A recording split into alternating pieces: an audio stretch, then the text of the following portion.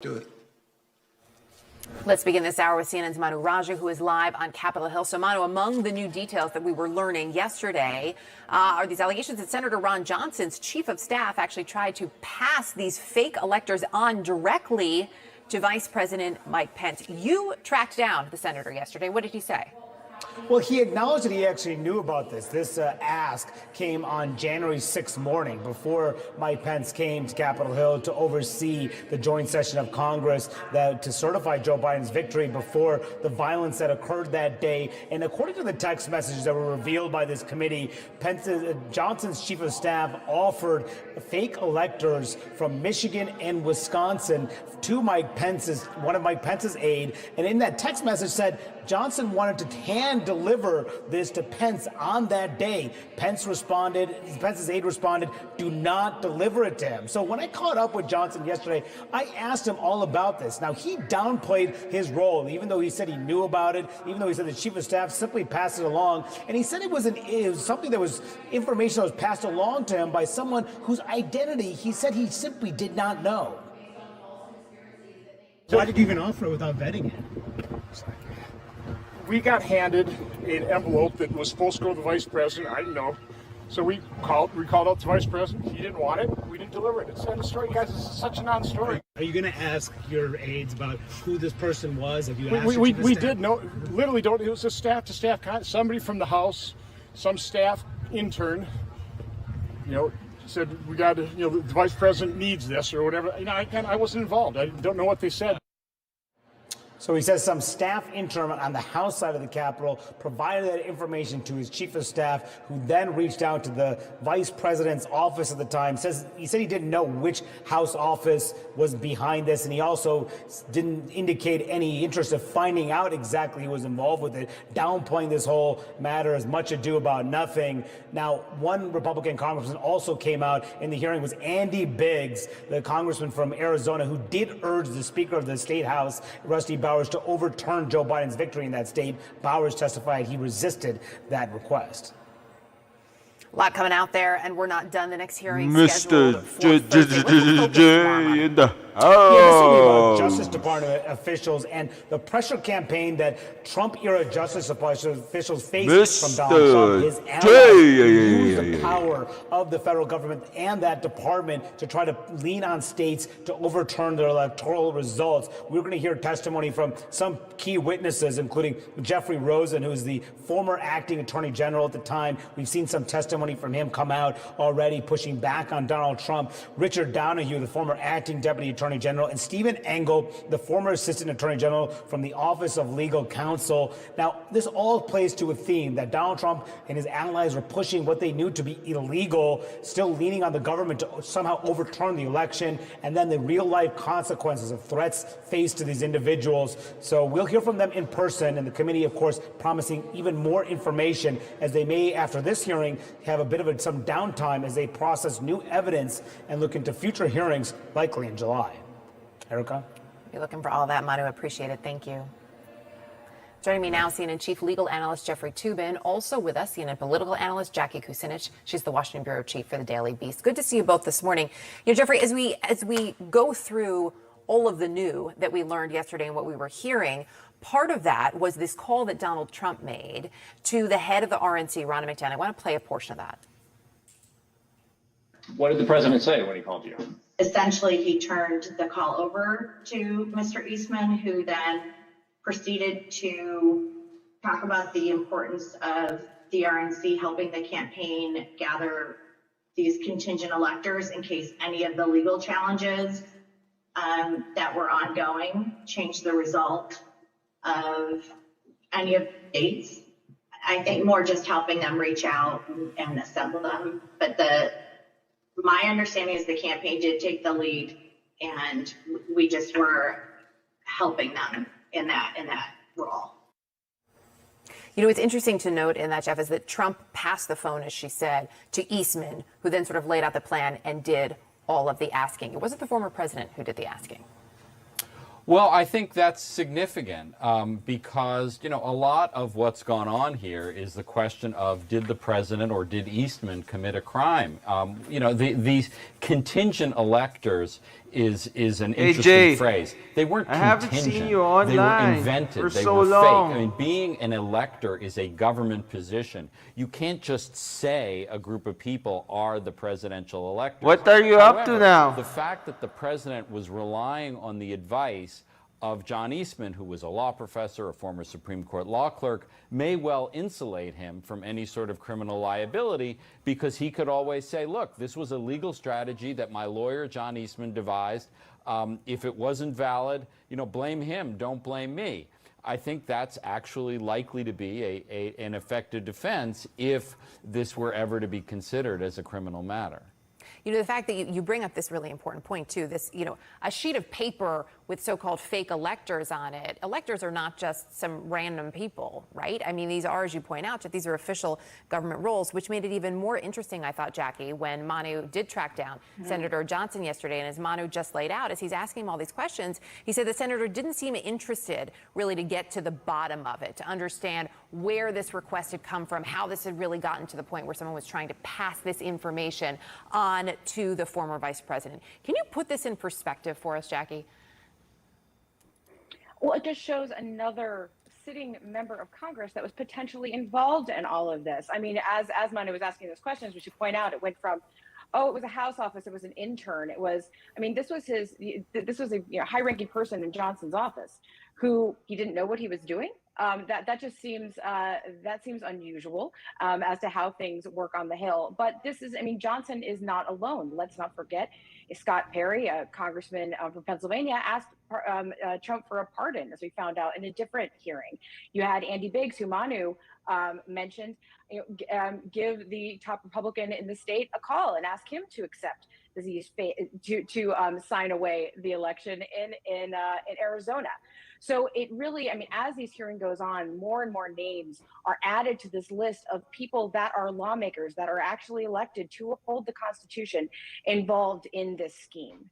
And remember, too, that the text from the chief of staff doesn't just say any old envelope that needs to be passed to the vice president. He says what's in the envelope. He says they are the fake electors. Yeah. So it's not like we were just acting as like a messenger service.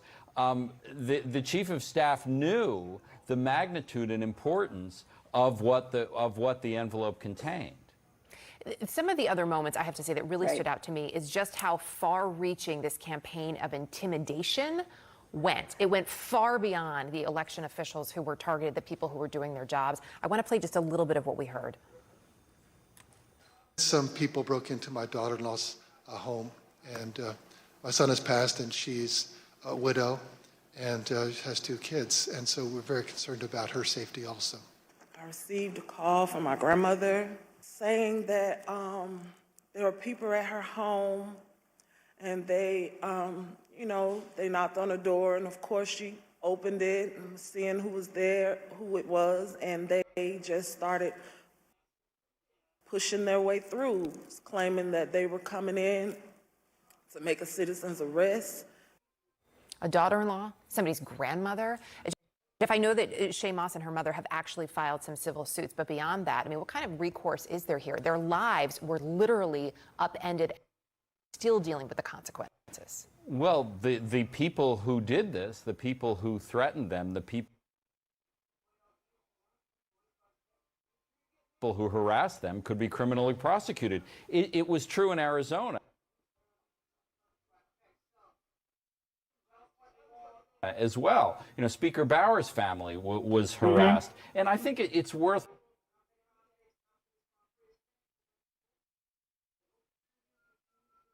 pausing to recognize, the pervasiveness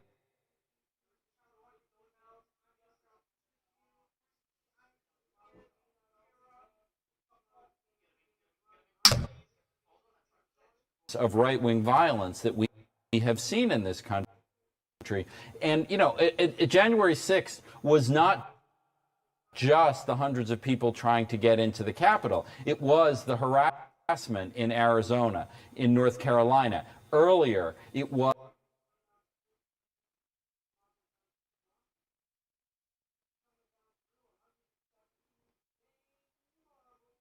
the attempt to kidnap the governor of Michigan. Before that, it was the mass shootings in Pittsburgh, in El Paso, and lately in Buffalo. I mean, there is a lot of right-wing terrorism in this country, and it is all connected. Yeah, it sadly is. There was this moment that I really quick.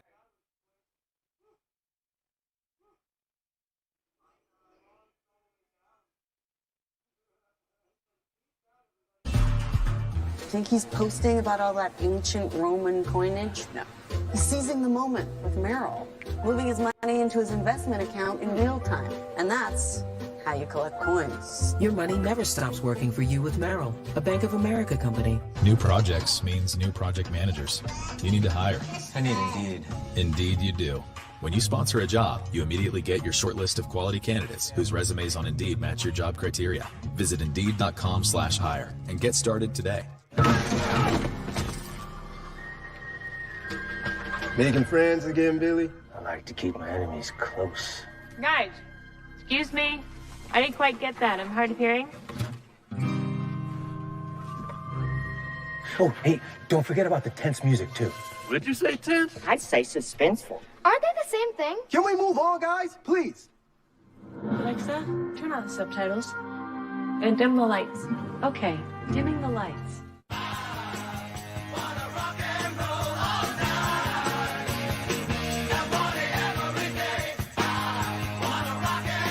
Applebee's late night, because half off is just more fun. Now that's eating good in the neighborhood. You have an alarming number of puppets. I sell them online. Let's make this puppet biz legit.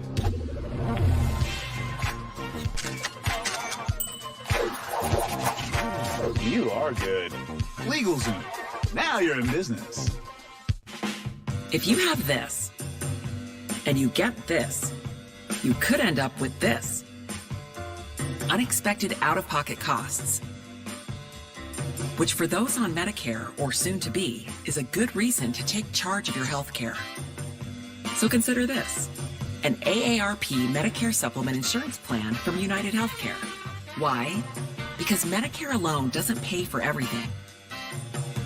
And what it doesn't pay for, like deductibles and copays, could really add up, even thousands of dollars a year. Medicare supplement plans help by paying some of what Medicare doesn't and making your out-of-pocket costs a lot more predictable.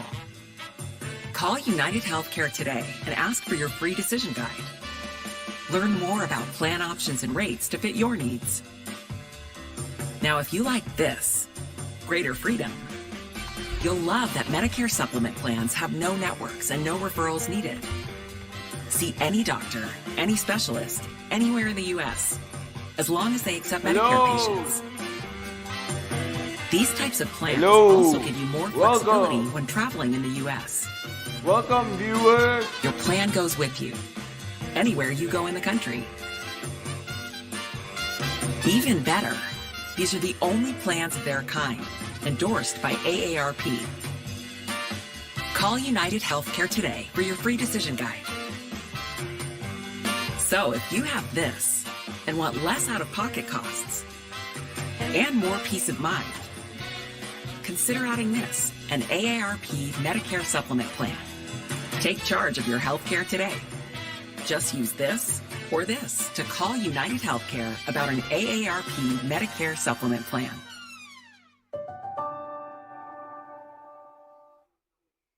When you're the leader in disaster cleanup and restoration, how do you make like it never even happened happen? By being prepared for anything. Serve pros like it never even happened. Come on, Percy. Yeah, let's go! On a trip. Book with Priceline. You save more so you can woo more. Woo. Yeah, feel the savings. Priceline. Every trip is a big deal. Closed captioning brought to you by Christian Faith Publishing. Tell your story and get your book published today. Are you a Christian author with a book that you're ready to share with the world? Get published now. Call for your free publisher kit today. 1-800-455-1827. This afternoon, President Biden will call on Congress to suspend the federal gas tax for 3 months. The White House really feeling the heat from recent record prices at the pump. Biden will also urge states and oil companies to take action. Now, the White House claims the combination of these moves could lower gas prices by as much as $1 a gallon. Economists, however, not so sure about that math. Joining me now, CNN's John Harwood and CNN's Matt Egan. Good to see you both. So, John, as we look at this, there's this announcement coming today, as much as $1 a gallon. A lot of people are saying, interesting math there. President Obama called this a gimmick when he was asked about it during the campaign in 2008. This gas tax, freeze. Can you give us a reality check? What's actually going to happen here for the American consumer? Well, Erica, President Obama called it a gimmick because, as almost any economist, Democrat and Republican, can tell you, it is a gimmick. It doesn't solve the underlying problem, which is driving up gas prices. To the extent it succeeds in lowering them a bit, it's likely to encourage people to drive more, which will create an offsetting boost in demand and push the price up and obviate that benefit. And it also takes money away from the government that the government needs to build infrastructure and that sort of thing. However, it is a politically useful gimmick, which is why you so often see presidents and presidential candidates reaching for it. High gas prices are toxic. They need to have an answer, and this is one of the things they can offer an answer and at least plausibly say it's possible that it will do something for the consumer. Yeah, possible that it will do something if they actually make it happen, which it doesn't sound like there's a lot of support in Congress for it. Matt, there are also concerns that this could further add to inflation. Yeah, I mean, no one likes taxes or high gas prices, right? So this is a way for them to sort of show that they're taking a big swing at both, or at least trying to. But, to John's point, there are some serious problems here. And it's also important to remember that just because things poll well doesn't mean it's necessarily smart policy, right? Wait, what? Not always the same thing. Noted. But, like John said, this does nothing to fix supply. Mm-hmm. It actually supports demand at a time when demand can't keep up with supply. Moody's economist Mark Zandi, he told me that he is concerned that this could be inflationary, and there's no guarantee that energy companies are going to pass along the entire savings here. And then there's the fact that this money funds the building of highways at a time when the construction of the building of the highways has gone up because of rising costs for building material and labor. So there's a lot of issues here, and I think it does show why Obama in 2008 called it a gimmick. It's also interesting because as you point out all of those issues, right, there are the very real sort of bottom line financial issues, John. There are also the political issues. So while this may, as Matt points out, this may poll well, maybe it sounds good politically, but if you're proposing something that doesn't have the support of even all of the members of your party in Congress, I mean, how is this seen as a win by the White House? Well, I think there are a couple of ways in which they can try to make the argument to themselves, at least, that it's a win. One, if they get it, and it drops gas prices by a few cents, assume that the oil companies keep some of the fruits of the gas tax holiday and consumers get a little bit of it. Gas prices are right on the edge of $5 a gallon. I think the White House considers it psychologically important to have that under $5 a gallon, so a small lowering of the price would have a benefit. If it doesn't pass, I think what the White House would do is blame Republicans in Congress for not passing the tax cut, and then the president could say in this midterm election year, I tried to cut gas taxes to give you relief at the pump. Republicans blocked me. Look at the contrast between my party and their party. Yeah, we'll see. We'll see how that all plays out. Before I let you both go, I do want to, Matt, just touch on, we just heard from Jerome Powell concerns about interest rates and the recession. Let's play that moment. If interest rates go too high, too fast, it could drive us into a recession? It's certainly a possibility. It's not our intended outcome at all, but it's certainly a possibility. And frankly, the events of the last few months around the world have made it more difficult for us to achieve what we want, which is 2% inflation and still a strong labor market. Certainly a possibility. That says a lot. It does, and that's what we're hearing from investors. When you see the market go down, from CEOs, consumers are getting worried about this. I mean, the Fed is raising rates at the fastest pace in decades. That means spiking borrowing costs in a credit-sensitive economy. That's a big deal. We're seeing that play out in the housing market. big time. But the last part of what Jerome Powell said there is key, because he's basically saying that the chances of getting a soft landing where they tame inflation without causing a recession have gone down because of the war in Ukraine, because of the China COVID lockdowns. All of these issues have actually made it harder to get a soft landing, increasing the chances of a hard landing where there's a recession. So uplifting. Not your fault, you're the messenger, Matt, right? Both of you, and we appreciate you being the messenger as always. Matt Egan, John Harwood, thank you both. There's a small change to U.S. currency that's going to mark a historic moment for this country. President Biden appointing the first Native American woman, Marilyn Malebra, as U.S. Treasurer. Now, Malebra, who is chief of the Mohegan tribe, will oversee the U.S. Mint and a new Office of Tribal Affairs. Her appointment also marks the first time 2 women will have their signatures on U.S. currency. That's some good news. Coming up, the first bipartisan gun reform bill in decades, moving full speed ahead in the Senate after clearing a major hurdle. We'll take a closer look at what is in the bill, almost as interesting as what's not in it. Live details from Capitol Hill are next. Think he's posting about all that ancient Roman coinage? No. He's seizing the moment with Merrill, moving his money into his investment account in real time. And that's how you collect coins. Your money never stops working for you with Merrill, a Bank of America company. With less moderate to severe eczema, why hide your skin if you can help heal your skin from within? Dupixent helps keep you one step ahead of eczema with clearer skin and less itch. Hide my skin? Not me. Don't use if you're allergic to Dupixent. Serious allergic reactions can occur that can be severe. Tell your doctor about new or worsening eye problems such as eye pain or vision changes, including blurred vision, joint aches and pain, or a parasitic infection. Don't change or stop asthma medicines without talking to your doctor. Ask your doctor about Dupixent.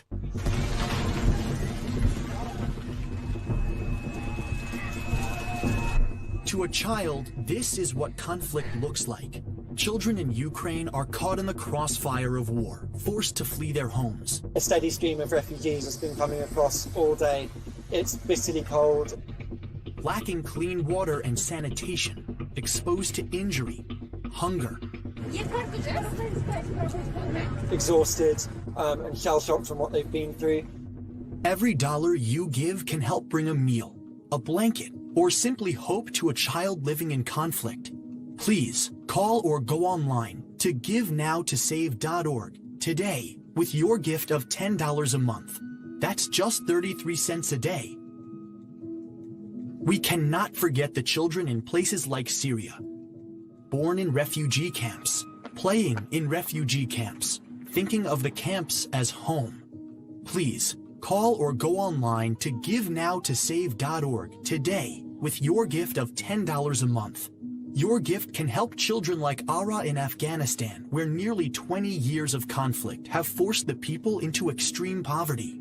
Weakened and unable to hold herself up, Ara was brought to a Save the Children center where she was diagnosed and treated for severe malnutrition. Every dollar helps. Please call or go online to GiveNowToSave.org today with your gift of $10 a month, just 33 cents a day. And thanks to special government grants that are available now, every dollar you give can multiply up to 10 times the impact. And when you use your credit card, you'll receive this special Save the Children tote bag to show you won't forget the children who are living their lives in conflict. Every war is a war against children. Please, give now. The Minions are coming to IHOP with an all-new menu you're going to love.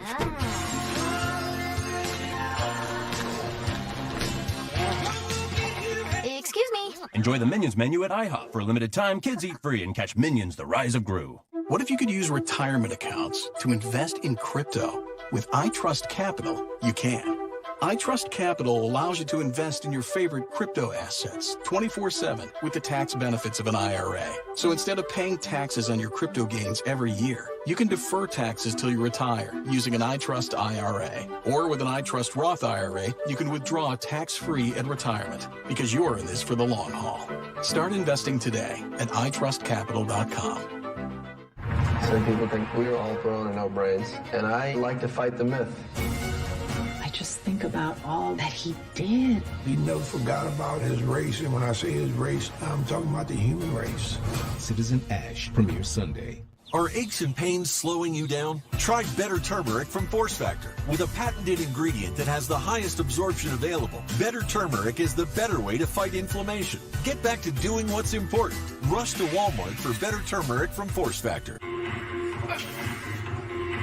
Yo, dude, you need some help? Don't worry about me. Yo, there's no shame. No shame. You don't know my family, man. It's okay to ask for help. Find a licensed therapist at BetterHelp.com. This is you. You've written a book. Congratulations. But wait, to be a true author, you have to actually publish your book. Discover Publishers will help you find the right publisher to edit, illustrate, print, sell, distribute, and promote your book. We will match your needs with our list of qualified publishers and agents to find the right fit. It's completely free.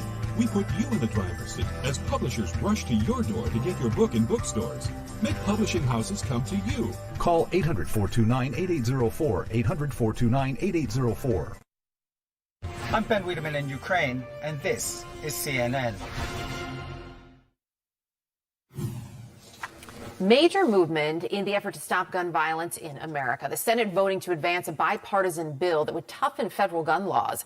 If it passes, it would be the most significant gun legislation in nearly 30 years. Of course, the bill, not there yet, still has more hurdles to clear. CNN's Lauren Fox is live on Capitol Hill this morning with more of the details for us. Lauren, good morning. Good morning.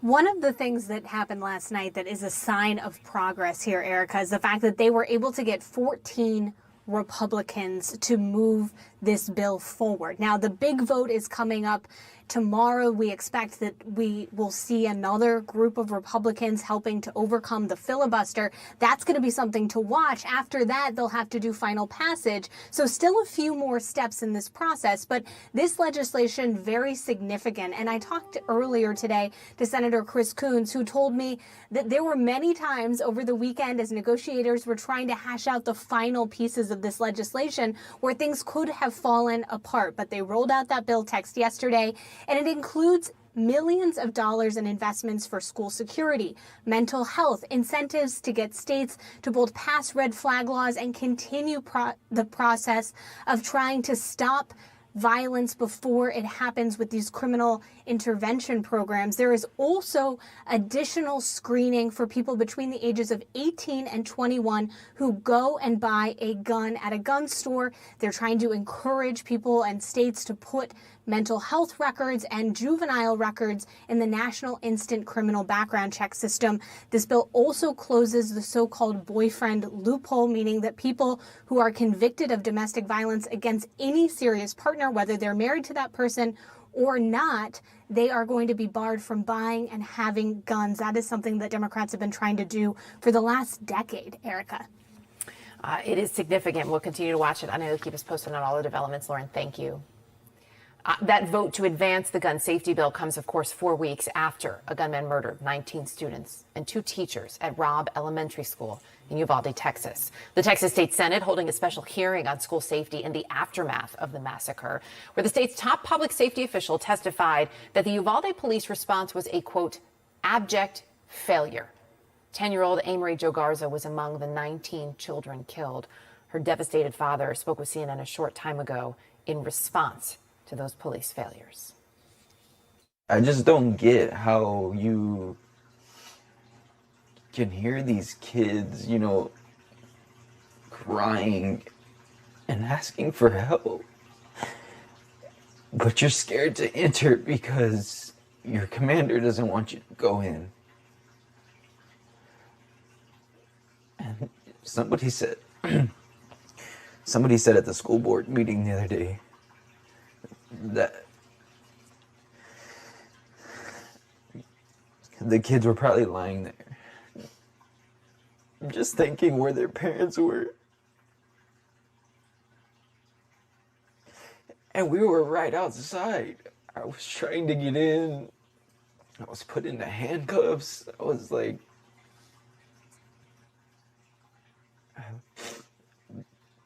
but the ones who told me to trust them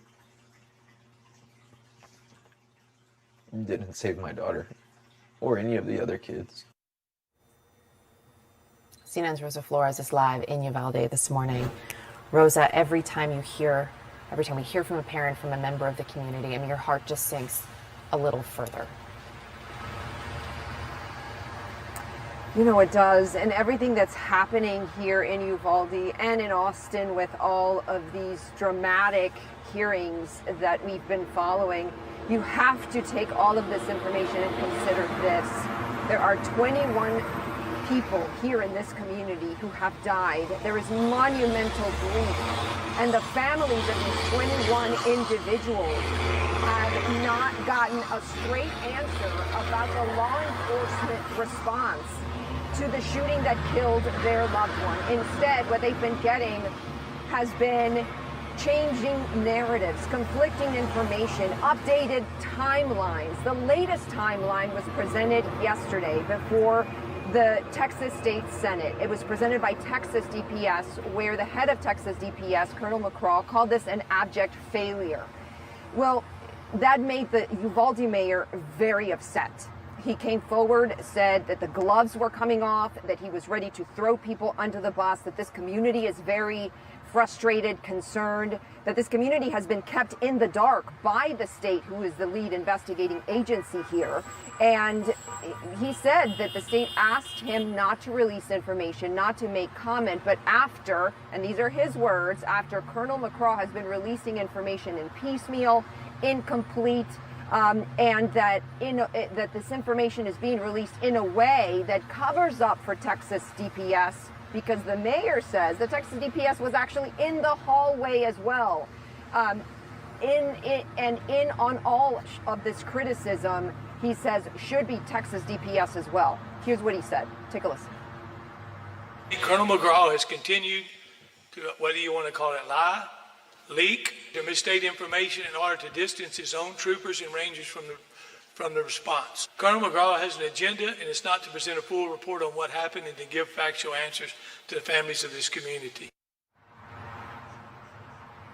We've reached out to Texas DPS for comment about this, Erica, and we have not heard back. But just for a second, look behind me. This is the memorial for the 21 people who have died. There's 21 crosses behind me. In the middle of all this mess, in the middle of the finger pointing, it's those families that are caught in the middle with the grief and the pain and mourning the loss of their loved ones. Erica. And those families who deserve answers. Rosa, thank you. Joining me now, CNN senior law enforcement analyst Andrew McCabe. He's the former deputy director of the FBI. Good to have you with us this morning. You know, this has been a mess. Let's call it like it is from the very beginning, between the changing narratives, as Rosa pointed out, the conflicting information, the changing timelines. Now you have the mayor going after Colonel McGraw here, Colonel McGraw going after the on-scene commander. As we look at all of this, if the families and local officials can't even get a straight answer here, how confident are you that this investigation is really going to get to the bottom of what happened and that we're going to know? Erica, I don't think there's any reason to have confidence in the investigative entities that we've heard from so far. So those are your local officials in Uvalde and the Texas Department of Public Safety and Colonel McGraw and everyone else. We've heard nothing but misinformation, and a lot of which I would point out seems, at least in retrospect, to have been specifically geared to shed the best light possible on the law enforcement response, so it makes it look even worse, whether it's just sheer incompetence in communication or messaging or an actual intentional cover-up. There's almost no way to know. So I don't think you can have any confidence in them. I have greater hopes for what the Justice Department will do, having come in and mounted their own investigation to determine the mistakes that were made in response to the tragedy. It's interesting, some of the comments we heard yesterday, and heartbreaking, quite frankly. So the director of Texas Public Safety, Colonel McGraw, we've just heard a lot about, made clear who he felt was really standing in the way of officers going into that classroom and stopping the killer. Take a listen.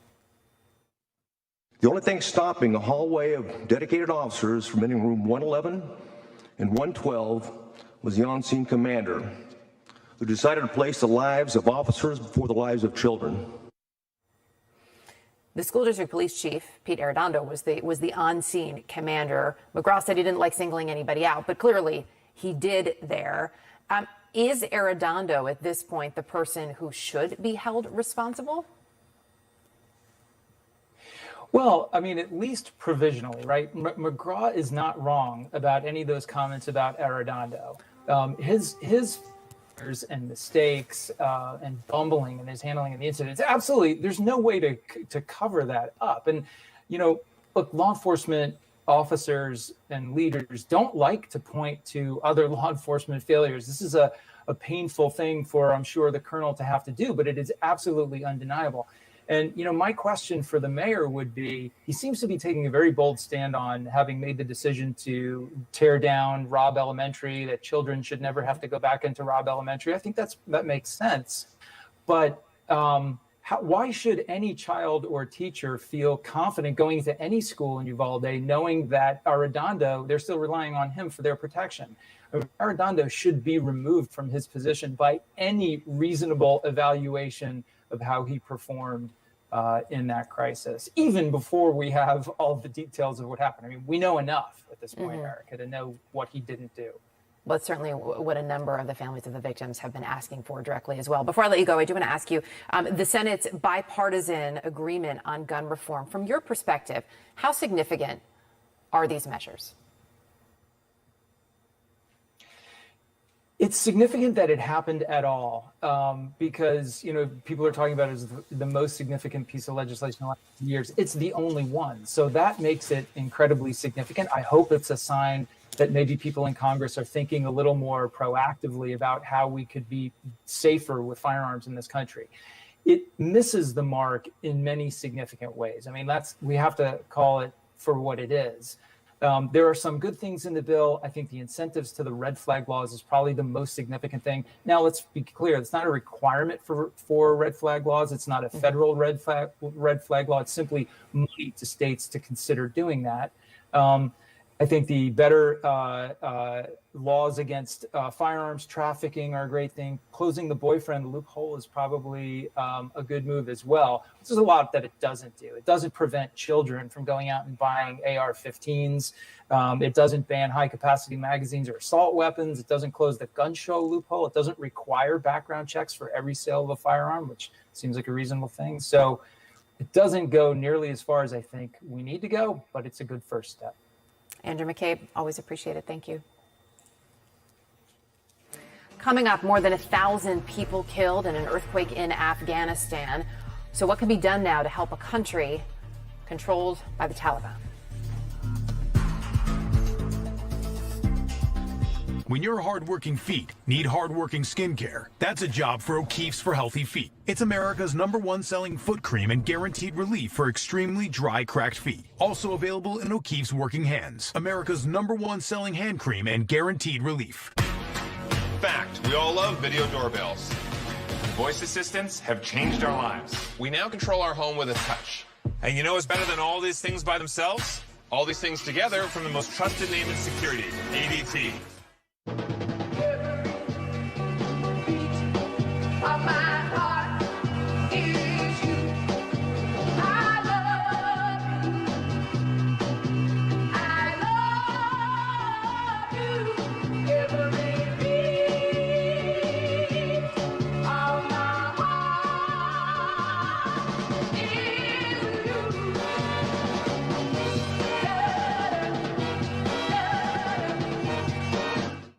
Your mission, stand up to moderate to severe rheumatoid arthritis and take it on with Rinvoq. Rinvoq, a once-daily pill, can dramatically improve symptoms. Rinvoq helps tame pain, stiffness, swelling, and for some, Rinvoq can even significantly reduce RA fatigue. That's Rinvoq relief. With RA, your overactive immune system attacks your joints. Rinvoq regulates it to help stop the attack. Rinvoq can lower your ability to fight infections, including TB, serious infections and blood clots, some fatal, cancers, including lymphoma and skin cancer, death, heart attack, stroke, and tears in the stomach or intestines occurred. People 50 and older with at least one heart disease risk factor have higher risks. Don't take if allergic to Rinvoq, as serious reactions can occur. Tell your doctor if you are or may become pregnant. Talk to your rheumatologist about Rinvoq relief. Rinvoq, make it your mission. Learn how AbbVie could help you save on Rinvoq. As a Main Street bank, PNC has helped over 7 million kids develop their passion for learning through our Grow Up Great initiative.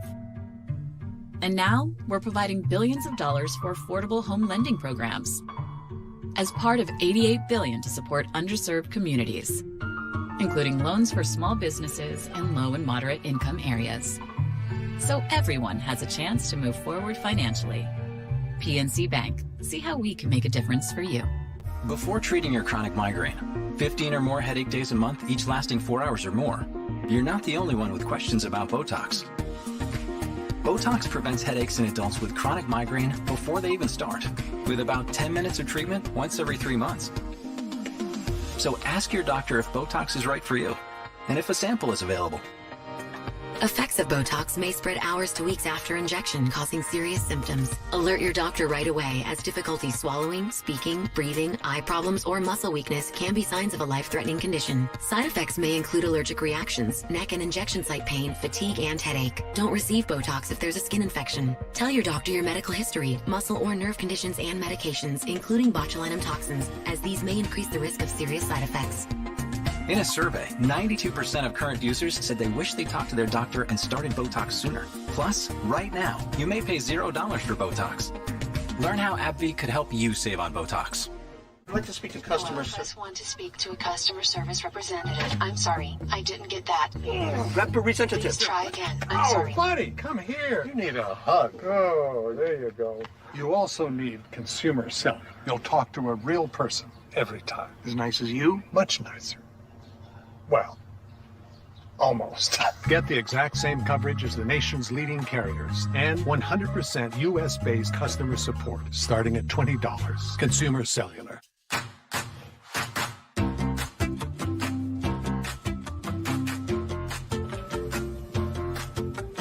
Get tails and tongues wagging with colorful custom graphics. Fast Signs. Make your statement.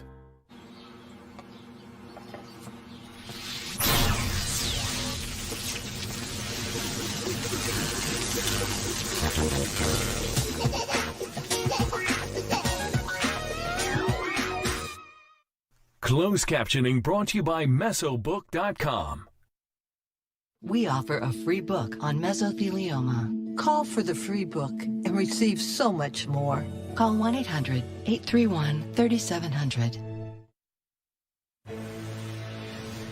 Now to Afghanistan, where more than 1,000 people are dead after a 5.9 magnitude earthquake in the eastern part of the country. That's according to an Afghan emergency official. So this happened south of Kabul near the Pakistani border.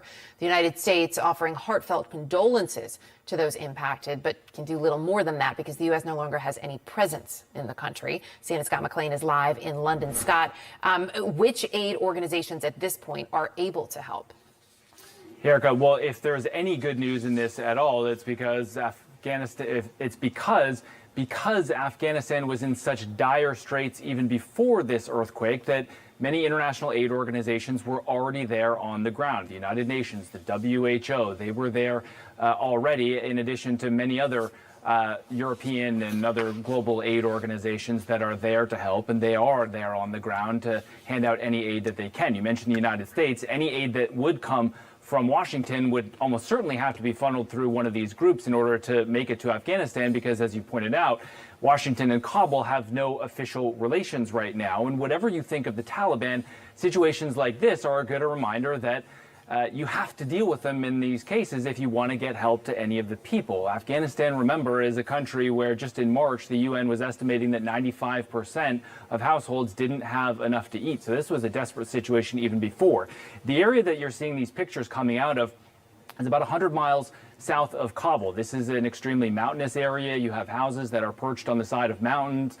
You also have a lot of them built in the valleys, which makes them extremely prone to landslides as well. And the head of one Afghan aid organization told CNN a couple of hours ago that that is why he thinks that the death toll has quadrupled since the early estimates this morning. This is also along a traditional fault line as well. So earthquakes here are not out of the question. They're certainly not unordinary or unexpected.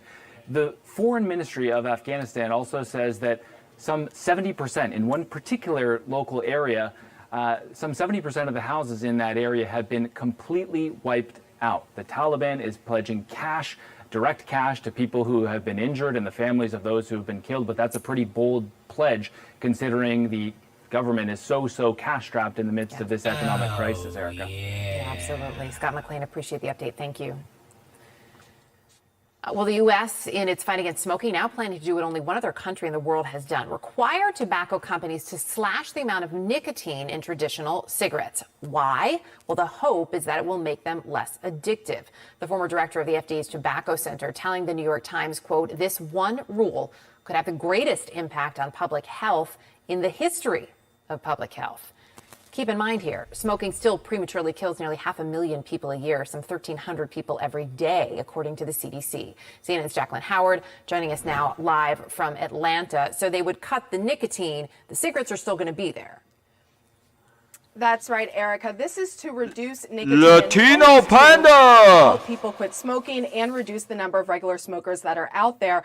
But this Thank you for the bid. So what we can expect next, thank the FDA will you. have to issue a notice of this proposed rulemaking by May 2023.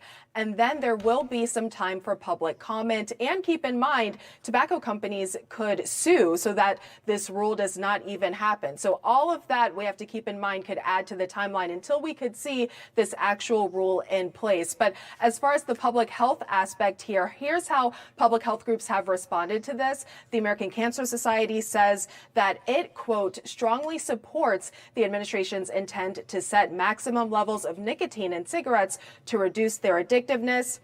And then we also heard from the Campaign for Tobacco-Free Kids, and that group says, quote, "This is a truly game-changing proposal, but these gains will only be realized if the administration and the FDA demonstrate a full-throated commitment to finalizing and implementing this proposal," end quote. So you see, Erica, there's still a lot of more time we have to see until this comes to fruition. All right, we'll be watching for those updates. Jacqueline Howard, appreciate it. Thank you. Just ahead here, Yellowstone National Park set to partially reopen today for the first time since being hit by those massive floods. We'll take you live to Montana next.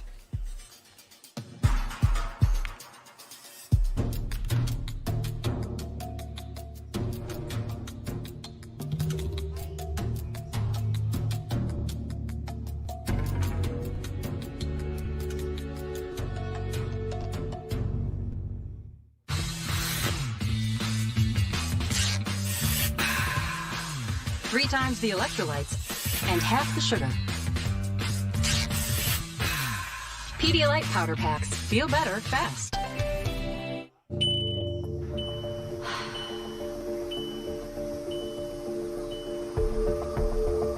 This is it.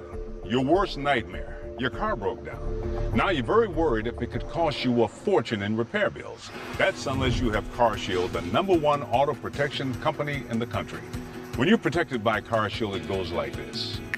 First, the tow truck takes your vehicle to the mechanic of your choice. The cost of the towing, nothing when you have CarShield.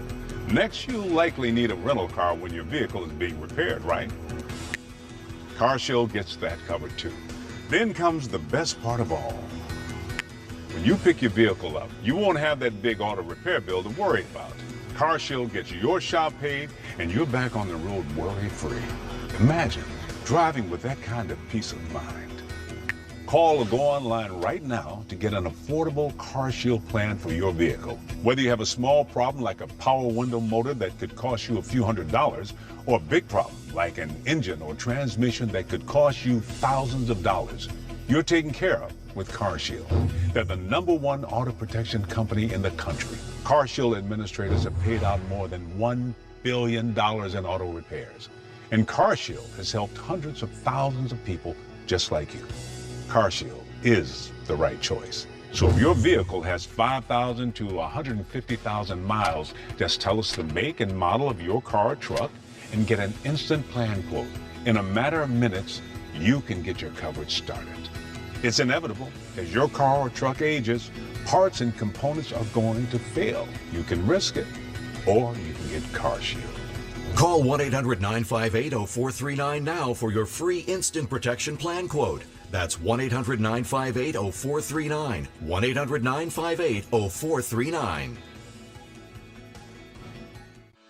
With Best Western Rewards, you get rewarded when you stay on the road and on the go.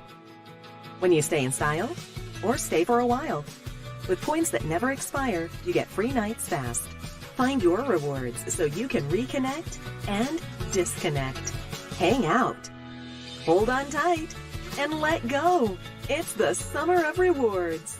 Stay 2 nights now and get a free night for future fall or winter travel. Book now at bestwestern.com. In a world of flying men and monsters, this is the only way to protect our country.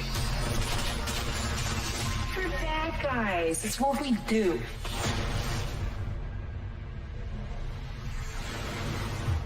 Selling a home is expensive and stressful, so we set out to create a better home selling experience with a network of the most successful real estate agents in America that'll sell your home for as little as a 2% commission. The icing on the cake with the Ideal Agent was that we saved $12,000 in commission. We would definitely use Ideal Agent again. The whole process was so positive for us. Excellent service. Getting right to the point, hiring Ideal Agent, I wish we would have done that sooner, and we would have saved 6 months of time and mortgage payments that would have probably never happened if we would have just gone with them first. They were so stress-free. The whole process was amazing, and I would definitely recommend them. We certainly recommend Ideal Agent now to all of our family, all of our friends. It's just a great experience. We are not a discount brokerage. These are top local agents that'll get you the best results.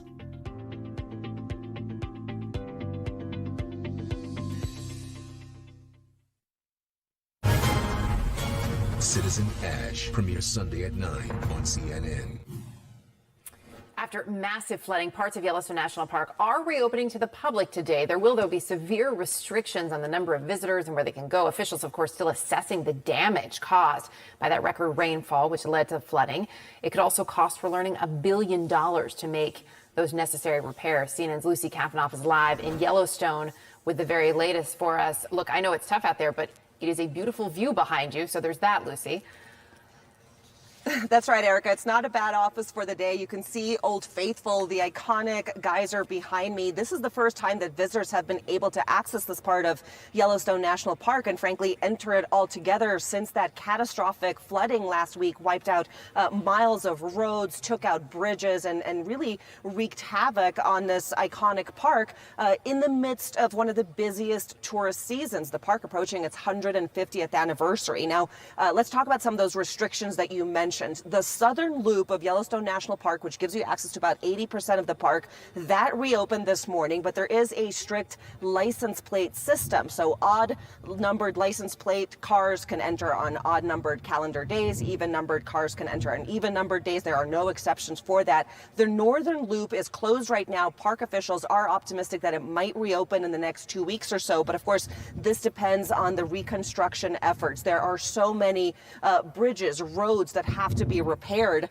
Large sections of roads were washed away. And just for some context, during a 3-day period last week, Erica, Yellowstone National Park got 2 to 3 times the typical rainfall that it's supposed to get in the entire month of June. And unfortunately, this is the new normal given climate change, but we are seeing a lot of families here. People are excited to finally be back, to get back in touch with their vacations and to see this iconic geyser. Erica?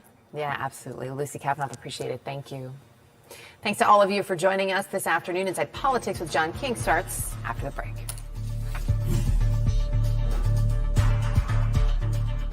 You could go from point A to B, or you could go to point X.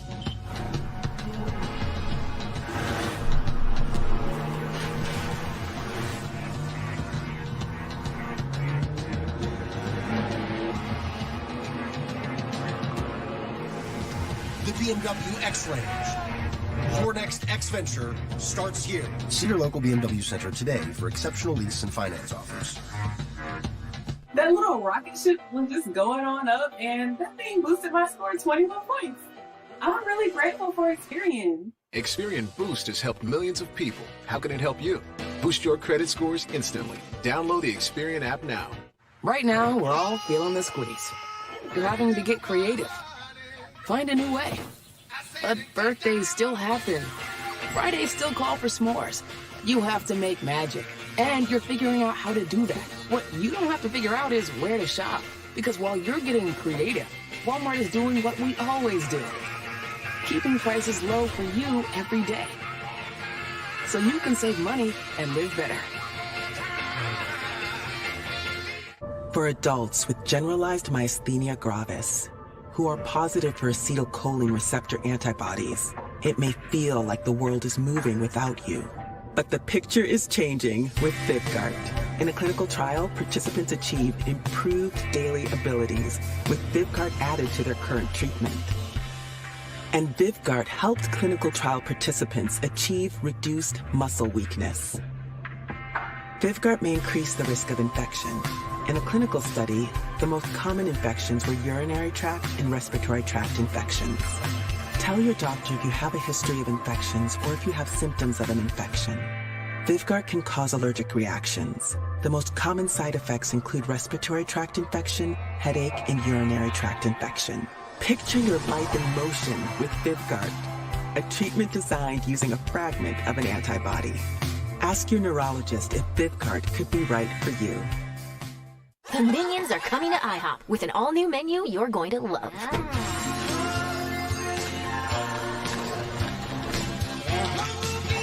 Excuse me. Enjoy the Minions menu at IHOP. For a limited time, kids eat free and catch Minions: The Rise of Gru. Better luck next time. Who said that? I did. But I haven't even thrown yet. You threw good money away when you bought those glasses. Next time, go to America's Best, where 2 pairs and a free exam start at just $79.95. It's a quality exam worth $50. Can't beat that. Can't beat this either. All right, I'll give you that one. And apparently that one. 2 pairs and a free exam starting at just $79.95. Book an exam today at americasbest.com. Somebody sign this kid. A CNN original series. Beautiful. Dramatic. Fragile. This is Patagonia. People and animals, once adversaries, now allies, fighting for survival. See this land of extremes like never before. Patagonia, life on the edge of the world, Sunday, July 10th on CNN. Introducing Ember Wave, a revolutionary new way to take control of hot flashes and night sweats. I'm amazed at how it cools my body down. It just works. Order yours now at emberwave.com. Them dimebacks are mighty poisonous. We should get you to a doctor. Real cattle herd don't need no doctor. Let's drive this herd. It's okay to ask for help. Find a licensed therapist at betterhelp.com.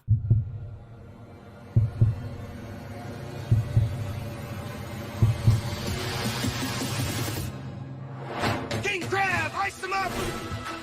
The best pizza of your life. You have the best cheesesteak in the world. Lasagna is an amazing feat.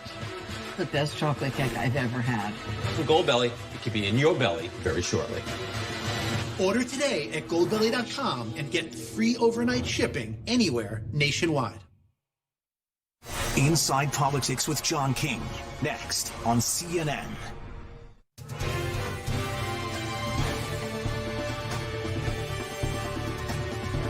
Hello and welcome to Inside Politics. I'm John King in Washington. Thank you for sharing your day with us. The president tries to ease your pain at the pump. He's asking Congress now and asking the states to suspend gas taxes for 3 months, just as Americans hit the road for the summer.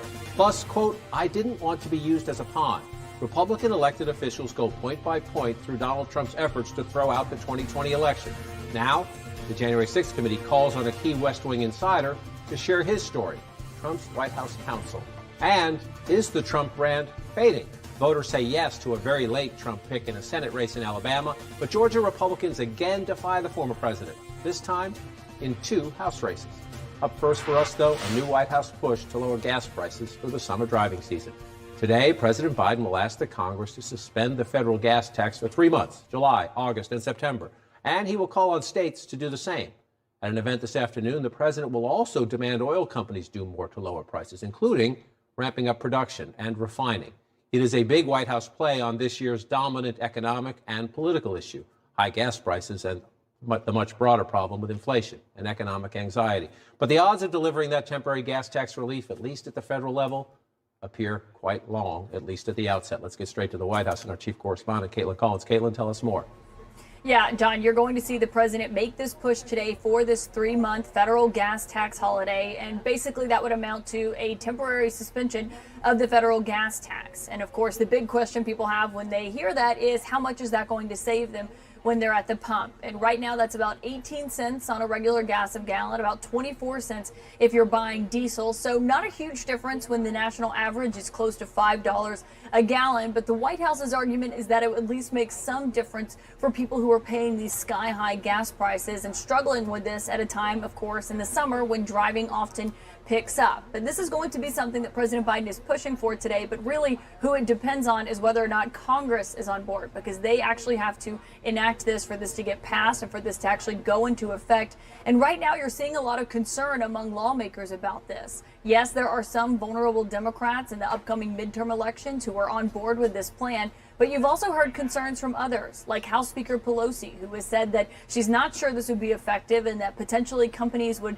instead just take the savings and not pass them on to consumers. Senator Joe Manchin has said he thinks it's a plan that doesn't make a lot of sense. And it's even an idea that one time former President Obama said he believed was really just a gimmick that wasn't actually going to make any changes. But still, the White House believes it would make some difference. So that is why President Biden is going to be pushing for it this afternoon. But one thing we should note, John, despite this uphill battle to actually get it passed through Congress, if they do, it's just a 3-month suspension. That means it would be lifted in September. Of course, that's just 2 months before the midterm elections. Obviously, gas prices aren't expected to be magically fixed by then. So it's still a problem that would be persistent for the White House. And that's a big question of what that would look like come September if they do get what you're going to hear President Biden call for today. Politics, quite complicated. The economics interesting. Caitlin Collins live at the White House. Thank you. Let's bring it in the room with me to share their reporting and their insights. CNN's Nia Malika Henderson, Alex Burns of the New York Times, and CNN's Lauren Fox. Let's, before we get into the politics, just put the numbers out there. 1 year ago, gas averaged $3.07 a gallon. A week ago, it was above $5. It has dropped a little bit, dropped a nickel a gallon, but $4.96 is your national average. That's your national average. So what does it mean when you pull into the gas station to fill up? A year ago, if you have a 15-gallon tank, it cost you $46 to fill it up. Now it costs you $74, close to $74.55. So the president wants to say, let's give people a break for 3 months. Already you hear, even in his own party, Republicans are going to say no. Republicans will not do anything to help Joe Biden at this point in an election year. But even in his own party, why? Well, I talked to Senator Dick Durbin this morning about this very issue, and he said, I'm supportive of the idea, but we have to be, and I thought this was interesting, honest about what the effects actually are going to be on the American consumer. His argument being, of course, that the president has very little power to make a huge splash at the pump when people go to fill up their gas tanks, that the states would also have to suspend the gas tax to really make this something that people felt. But even beyond that, he said, when you suspend the gas tax, you get less highway funding, right? And that also has an impact on infrastructure. The president and Democrats want to campaign on that infrastructure bill that they passed that they don't always talk about. They may need to remember that this could have an effect on that. And so part of the president's challenge is, can you make the case that every family in America is making some adjustments? Your point, we'd lose infrastructure money. The president could make the case, yeah, we might lose some infrastructure money, but we have to make adjustments. We'll make it up later to try to help people now. Again, to your point, if the states went along, and if the companies passed the savings on, in California, that could mean 77 cents a gallon. It has the nation's highest state gas tax. In Georgia, it would mean just shy of 50 cents a gallon. In Texas, 38 cents a gallon. Now, you can say it's a gimmick. You can say it's only for 3 months, or you can listen to these people who every day fill up and say, ouch. It costs us $100 now. Sometimes if she's on Real E, $105. That's $40 that we had to eat with. I mean, I'm being very serious. That's some serious money. You know, that's it goes a long way in this truck, but still, I mean, I'm feeling I burned through that probably in about a week. Yeah, so a lot of driving. I'm in the film business and I do a lot of driving. So, you know, 6, 7. That's over a car payment, you know, just for the fuel for the car. It's interesting to listen to how Americans outside of Washington talk. Number one, it's equal to a car payment. That's important. Number two, real E. We all have E. I'm low. Gas is low. Gas is low. And, oh yeah, this is I got to pull over that. This is the real E. Yeah. But there you have people. You know, okay, it's temporary. they might like, it's a little extra money for hamburgers for July 4th cookout, or to go to a beach in the next state as opposed to the one down the road because you're afraid to drive. This is real money for families that are trying to juggle. Can they send their kids to camp? Can they afford to drive the kids to camp back and forth? It is outside of Washington, the kind of day-to-day decisions that real families have to make. And that's the argument I imagine that Joe Biden is trying to make, saying, this is what I would want to do for you, save 50 cents here, 30 cents here per gallon. But guess what? The Republicans are blocking it, right? I mean, it would be a nice sort of contrast to make with the Republicans. But in the end, it looks like this probably won't pass. Joe Manchin, for instance, isn't even on board. Nancy Pelosi seems to be throwing cold water on it anyway. So in the end, it's just sort of something he can say and try to do, say he wants to do it. And in the end, that guy's going to be looking at real and $100 on filling up his gas tank. Is there any way to bullet through, to use your bully pulpit to say, sure, maybe it's a gimmick or find another word for it, but people would take that temporary help, whether you call it a gimmick or not right now. It is an interesting thing. You have a Democratic president trying to cut taxes, and the Republicans in Congress are going to say no. But a lot of Nancy Pelosi's worried about they cut taxes in July, August, and September. You're raising taxes in October and November, right before the election. But in the states, California Republicans have urged their governor to do this. Connecticut Republicans have urged their governor to do this. So the politics are interesting. Sure. I think if what you're trying to do is to create an environment where somebody suspends the gas tax, and that, consumers in California or a place like Connecticut or Maryland maybe do get some relief, maybe Biden endorsing the idea broadly gets you there, but not because it's going to happen at the congressional level, and not because it's going to happen through federal action. I would just add to this, John, that, you talk to Democrats about the administration's messaging on gas prices and energy generally, and they kind of wonder, where was this mindset all along? That you've seen Biden take a couple bites at the apple of trying to show that I'm doing something, no matter how symbolic and no matter how incremental, releasing barrels from the Strategic Petroleum Reserve, calling on oil companies to amp up production, highly symbolic gesture there, coming out in favor of a gas tax holiday. But he sort of comes out, makes this gesture, and then moves on to talking about other stuff, right? There's not a sustained focus on, we, the Biden administration, have a comprehensive plan to ease the pain at the pump while the Republicans are standing in our way. You just get these sort of one-off events, one-off policies. I'm not sure it adds up to a whole lot. So the interesting challenge is today another example of that, or have they learned that lesson? I think that's an excellent point, and many Democrats have asked for that. Where's the sustained effort? You want us to take risky votes or do risky things, prove you're going to be there for us. It's a great point. We'll see if it plays out. Up next for us, important news just in. A Republican senator may have to have major surgery, and the January 6th committee lays out Donald Trump's personal role directing the plot to steal the 2020 election. Yesterday, prominent state officials detailed pressure from the president. Tomorrow, we hear from top Trump Justice Department officials.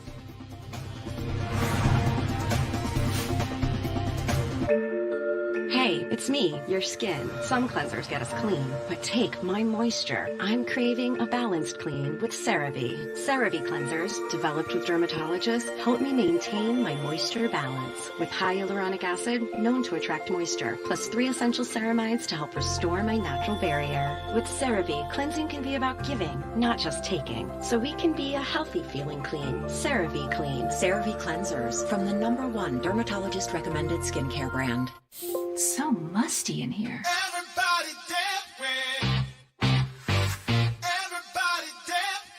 Damp Rid. Drop in the tab, attract and trap excess moisture, eliminate musty odors. Think he's posting about all that ancient Roman coinage? No. He's seizing the moment with Merrill, moving his money into his investment account in real time. And that's how you collect coins. Your money never stops working for you with Merrill, a Bank of America company. Do you have a life insurance policy you no longer need? Now you can sell your policy, even a term policy, for an immediate cash payment. We thought we had planned carefully for our retirement. But we quickly realized we needed a way to supplement our income. If you have $100,000 or more of life insurance, you may qualify to sell your policy. Don't cancel or let your policy lapse without finding out what it's worth. Visit CoventryDirect.com to find out if your policy qualifies, or call 1-800-481-1700. Coventry Direct, redefining insurance. Inflation is the worst it's been in 40 years. American families are struggling to make ends meet. But instead of controlling costs, Congress is pushing anti-innovation legislation that will destroy American jobs, weaken our national security, and empower China at our expense. 84% of Americans say this is the wrong agenda at the wrong time. Tell Congress to focus on getting inflation under control. Tell them to stop undercutting America's tech innovators. Making friends again, Billy? I like to keep my enemies close. Guys, excuse me. I didn't quite get that. I'm hard of hearing. Oh, hey, don't forget about the tense music, too. What did you say, tense? I'd say suspenseful. Aren't they the same thing? Can we move on, guys? Please. Alexa, turn on the subtitles. And dim the lights. Okay, dimming the lights. Before treating your chronic migraine, 15 or more headache days a month, each lasting 4 hours or more, you're not the only one with questions about Botox. Botox prevents headaches in adults with chronic migraine before they even start, with about 10 minutes of treatment once every 3 months. So ask your doctor if Botox is right for you, and if a sample is available. Effects of Botox may spread hours to weeks after injection, causing serious symptoms. Alert your doctor right away, as difficulty swallowing, speaking, breathing, eye problems, or muscle weakness can be signs of a life-threatening condition. Side effects may include allergic reactions, neck and injection site pain, fatigue, and headache. Don't receive Botox if there's a skin infection. Tell your doctor your medical history, muscle or nerve conditions, and medications, including botulinum toxins, as these may increase the risk of serious side effects. In a survey, 92% of current users said they wish they talked to their doctor and started Botox sooner. Plus, right now, you may pay $0 for Botox. Learn how AbbVie could help you save on Botox. The day of the heart attack, I was scared. I didn't know what to do. Seeing my daughter have a heart attack, it shook me. Aspirin helps reduce the chance of another heart attack by 31%. Be sure to talk to your doctor before you begin an aspirin regimen. Lemons. Lemons, lemons, lemons. Look how nice they are. The moment you become an Expedia member, you can instantly start saving on your travels. So you can go and see all those lovely, lemony lemons. And never wonder if you got a good deal. Because you did.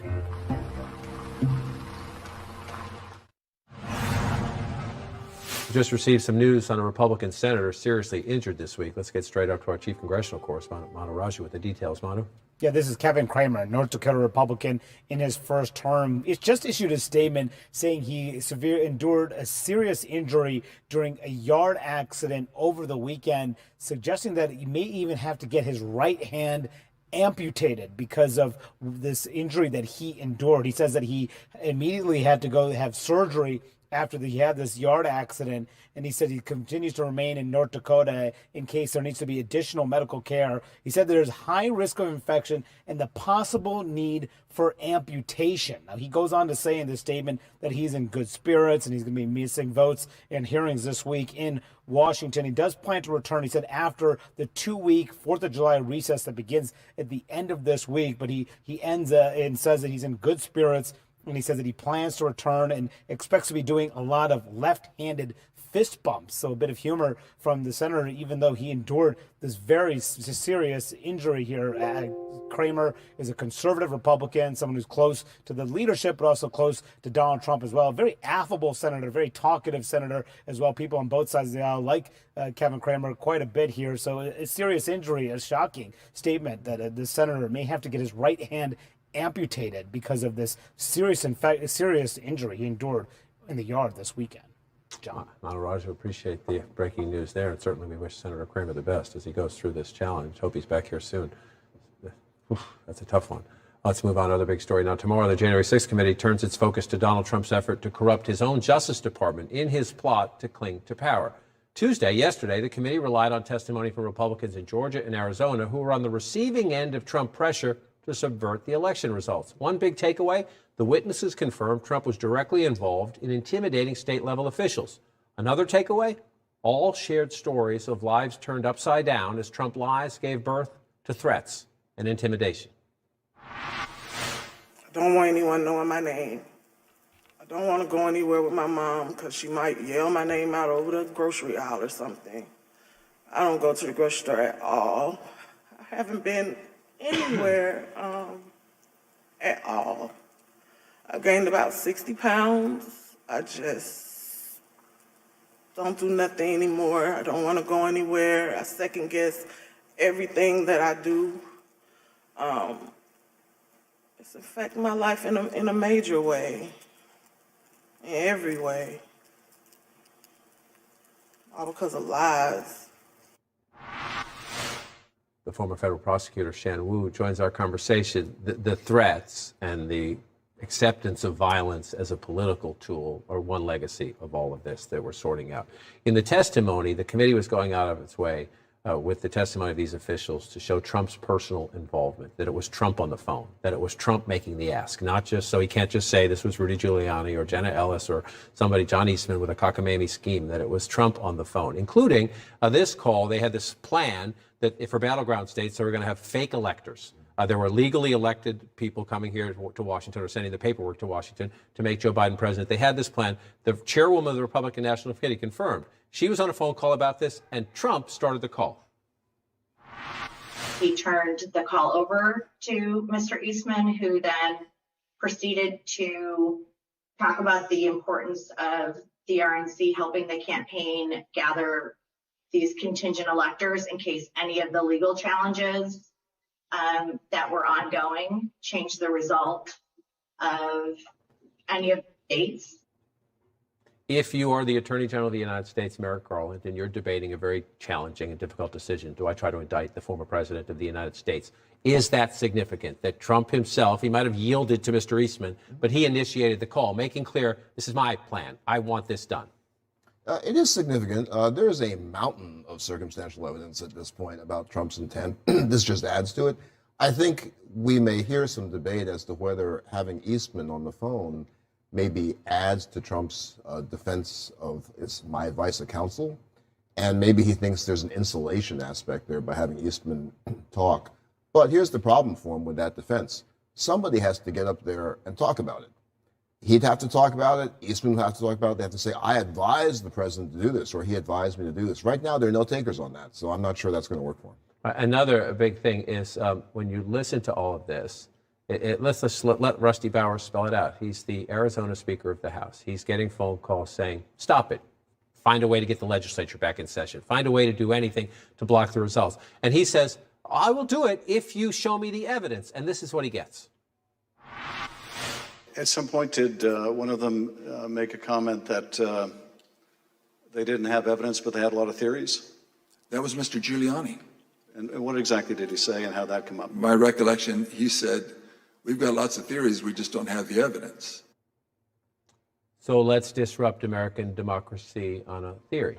Yeah, let's give it a whirl. And that really was what they did. I mean, they didn't have any real plan here. At one point, I think Rusty Bowers called them the gang that couldn't shoot straight, talked about it was sort of a tragic parody, what they were doing. I mean, making up fake electors to look like they were the real electors, hoping that the courts would rule in their favor when the courts didn't rule in their favor. Still, let's have the fake electors. Let's pass them on to Ron Johnson, or Ron Johnson aide, and try to get them to Vice President Pence as he is presiding over Congress on January 6th. It was disheartening. It was unbelievable. I mean, this never gets to be not shocking to hear that the president, the very highest level, at every level, was disrupting people's lives. A person who was working in Georgia in a very humble capacity, trying to make democracy work, and then top officials at the RNC trying to make this scheme so he could remain in power. What a tragic thing that happened, and this committee obviously trying to get to the bottom of it, and the DOJ will see if there was actual criminal intent. And so to the DOJ part, they've gone through these several different pieces, the pressure on Pence, the pressure on state official, the fake electors plan. Tomorrow we're going to hear from Jeffrey Rosen, who was the acting attorney general. Then we're going to hear from Richard Donahue, who is one of his deputies, Stephen Engel, and also a deputy there. And so we've already seen Bill Barr's testimony, Alex. He said 3 times he met with Trump. He used the word bullshit or another language, saying there's just no there, Mr. President. Give it up. It's not there. What is the committee's goal in trying to say Donald Trump kept going to the Justice Department saying, I want you to help me, say there was fraud. They kept saying, we have no evidence.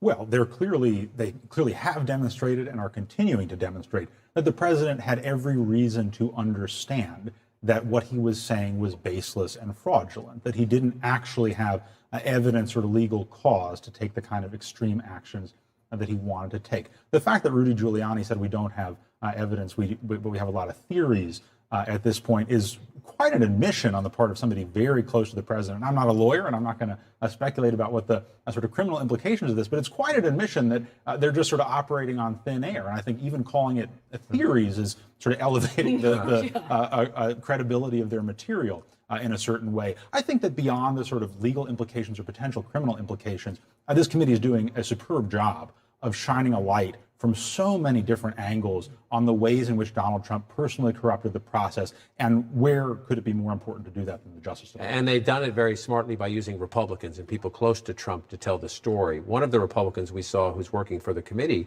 John Wood, a senior investigator, you saw him asking some questions the other day of the Republican witnesses, including Judge Michael Ludick, who was there. Our Jamie Gangel is now reporting, Lauren, that John Wood is going to leave. He's the senior investigator of the committee. He's leaving the committee early. There's been a campaign, former Senator Jack Danforth in Missouri, forming a group to try to get him to run for Senate as an independent, because they think they're going to get a Republican nominee that they think is outside the mainstream. That's interesting.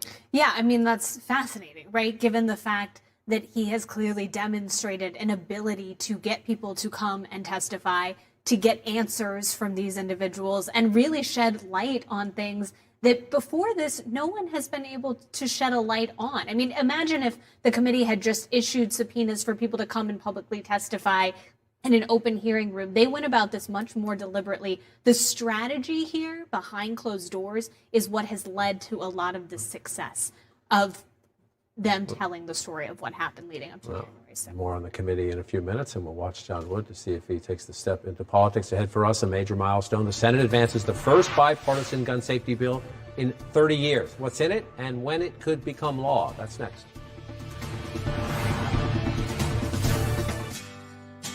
Lisa here has had many jobs. She's worked in retail during the holidays, as a barista during rush hour, and a nanny to a couple of rambunctious kids. Now, all that experience has led her to a job that feels like home. With Home Instead, you too can become a caregiver to older adults with a career that makes a difference. Apply today. My name is Austin James. As a musician living with diabetes, finger sticks can be a real challenge. That's why I use the FreeStyle Libre 2 system. With a painless 1-second scan, I know my glucose numbers without finger sticks. Now I'm managing my diabetes better, and I've lowered my A1C from 8.2 to 6.7. Take the mystery out of managing your diabetes and lower your A1C. Now you know. Try it for free at freestylelibre.us. When it comes to where we get our energy, we're pretty united. We need more natural gas and oil produced here in America. But the U.S. is struggling to lead on energy, asking foreign governments to produce more natural gas and oil, and blocking new production, limiting access, opportunity, and independence. When it comes to energy, we have a choice. More natural gas and oil made in America. America agrees. Washington should do the same. At Lovesac, we design furniture for life, real life, messy life. Now, Lovesac Sactionals can be upgraded with Stealth Tech and immersive surround sound by Harman Kardon, upgradable, washable, and guaranteed for life at a Lovesac showroom near you.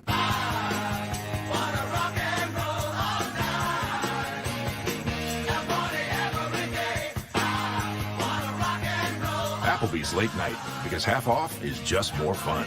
Now that's eating good in the neighborhood. Checking out? We appreciate your loyalty, Miss Jones. That comes to $129 for the night, please. Not bad.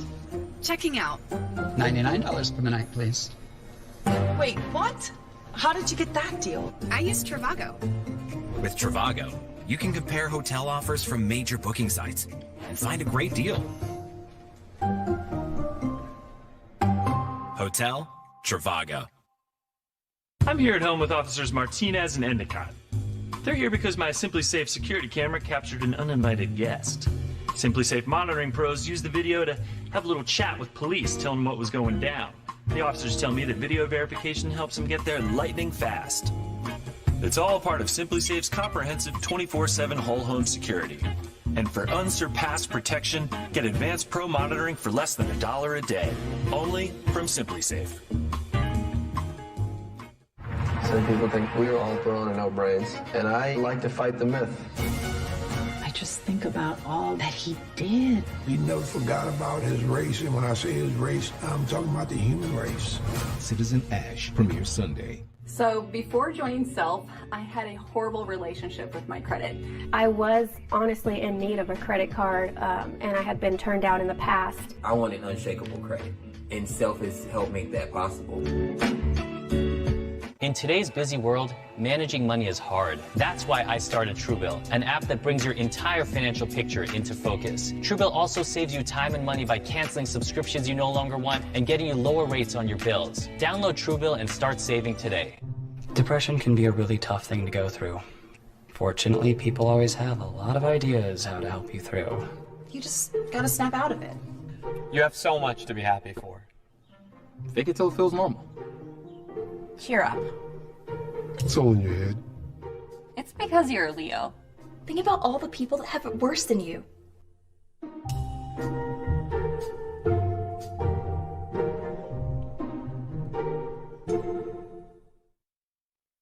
I'm Sam Kiley in Ukraine, and this is CNN.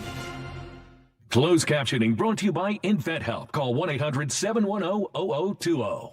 Do you have an idea for an invention? Call today for free information. Call 800-710-0020.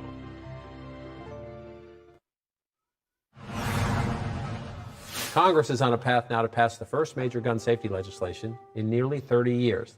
The legislation cleared a significant hurdle yesterday, 14 Republicans joining all 50 Democratic senators in agreeing to open debate on the measure. The Senate plan is to get the measure to final passage by the end of this week. And Speaker Nancy Pelosi says the House will act as soon as it can after that. Our reporters are back with us. Lauren Fox, you've spent a lot of time on this. First, let's just walk through what's in this gun safety bill. $750 million for crisis intervention programs, closing the so-called boyfriend loophole, more review time, background check time for 18 to 21-year-old gun buyers up to the age of 21, tougher penalties for gun trafficking, funding for some mental health programs and school safety. Not everything that most Democrats wanted, but more than many Republicans wanted, an actual true compromise in Washington. Yeah, and I was told by many members and aides over the weekend that this almost fell apart a number of times. The fact that they were able to roll out the legislative text, have an initial vote, and then get more than a dozen Republicans to advance it. I mean, they're going to break the filibuster tomorrow on this legislation. That's the plan. And everyone is feeling very confident that right now this is on a guide path to actually pass in the Senate. I mean, I covered the vote right after Sandy Hook universal background checks vote. It failed. It was a devastating vote for the families that were there. I mean, this time was really different. And I think that we're going to be thinking for a long time in Washington about why that was the case. So it looks nothing is guaranteed in this town anymore, but it certainly looks like this will get to the president's desk because of the congressional recess around July 4th. They say that won't happen until the end of July. We just had on the screen the 14 Republicans who voted to advance the gun safety measure. Pat Toomey of Pennsylvania is retiring. He wasn't there for the vote. He said he would have voted yes. So you have 15. So 15, which gives you 65. When they started these conversations and when John Cornyn, a senior Republican, got involved, there was a lot of talk that maybe we could get to 70 votes or 80 votes. Maybe they would do something big and truly, but the NRA said no. The NRA said it was against this. Today at the House leadership meeting, the minority leader, Kevin McCarthy, his whip, Steve Scalise, not only do they say they're no, they're going to whip against it in the House. So you're not going to get that many House Republicans now. That's right. I mean, the NRA is still very popular, the gun lobby just in general, and sort of the gun culture among Republicans, conservatives, and that's why you're only going to get as many as you're going to get in the Senate. In the end, you know, as much as this is great if it passes, people died, right? Kids died in their classrooms, you know, laying there in piles of blood, other students covering themselves with blood so they wouldn't get shot to death, people in Buffalo, 10 people in that grocery store. So, you know, it's a good thing that it happened. It's a damn shame that it has taken so much bloodshed to get to this moment. Is it, Alex, even just maybe a tiny, modest, but a bit of a shift in gun politics? If you look at those 14 senators, only 2 are on the ballot this year. Todd Young of Indiana, his primary, he was unopposed, but his primary is already over, and it's Indiana, so he's going to be reelected to the Senate most likely. Lisa Murkowski still has her primary. Kelly Tshibaka is her opponent. Donald Trump supports her. Kelly Tshibaka saying this: when she visits Alaska, she pretends, meaning Murkowski, to be a friend of the Second Amendment. When she's in Washington, she sides with the elites and the insiders and votes against the interests of law-abiding Alaskans. So we will have one Republican primary test of this issue. Will it teach us anything? Are things moving? Well, look, the wager behind this legislation on the part of gun control advocates, at least in part, folks like Senator Chris Murphy, the Democrat of Connecticut, who's been his party's biggest leader on the issue, is that if you do anything on gun control and get Republicans to vote for it, and then they turn out to be fine at the ballot box, then it opens perhaps a wider path in the future. I think that's very much a glass more than half full view of the possible political implications of this. But the fact that so many Republicans are willing to take this vote in the Senate, it recalls the vote on infrastructure, including the specific folks who are willing to cast their votes. It's a major shift from where the party was a couple months ago. And also it's a lot of people who aren't actually on the ballot this year.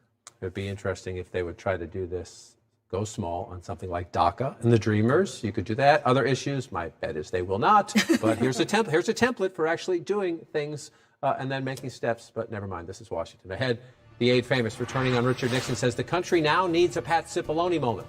The January 6th committee agrees and is trying to pressure the former White House counsel to testify and to do so at a public hearing. Realtor.com shows me fire factor and flood factor, which helps me understand my risks.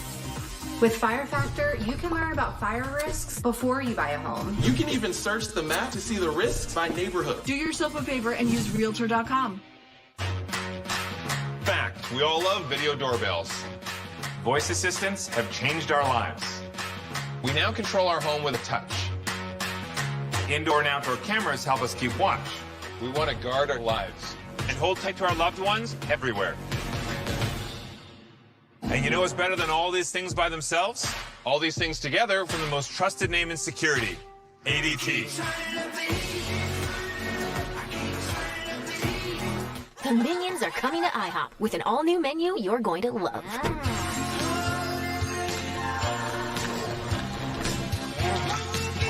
Excuse me. Enjoy the Minions menu at IHOP. For a limited time, kids eat free and catch Minions: The Rise of Gru.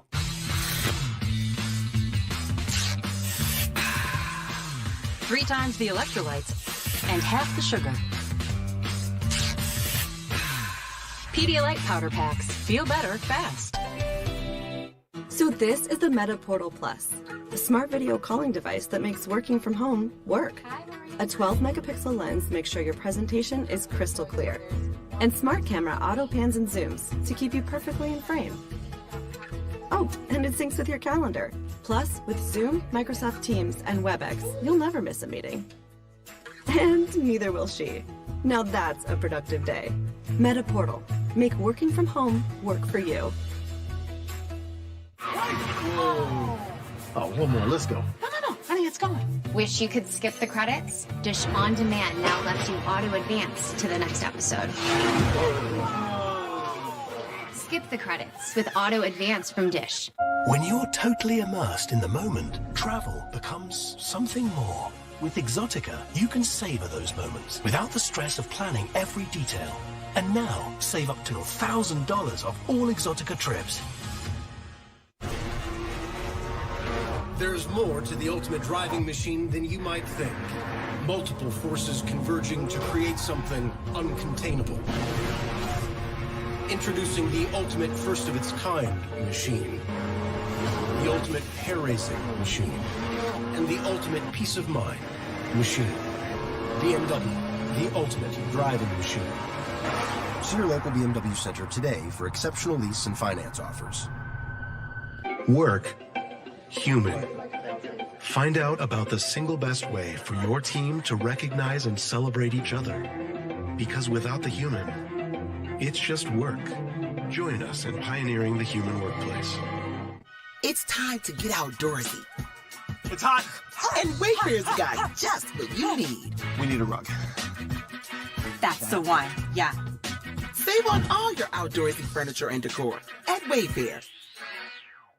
No demo reno. No sledgehammers needed.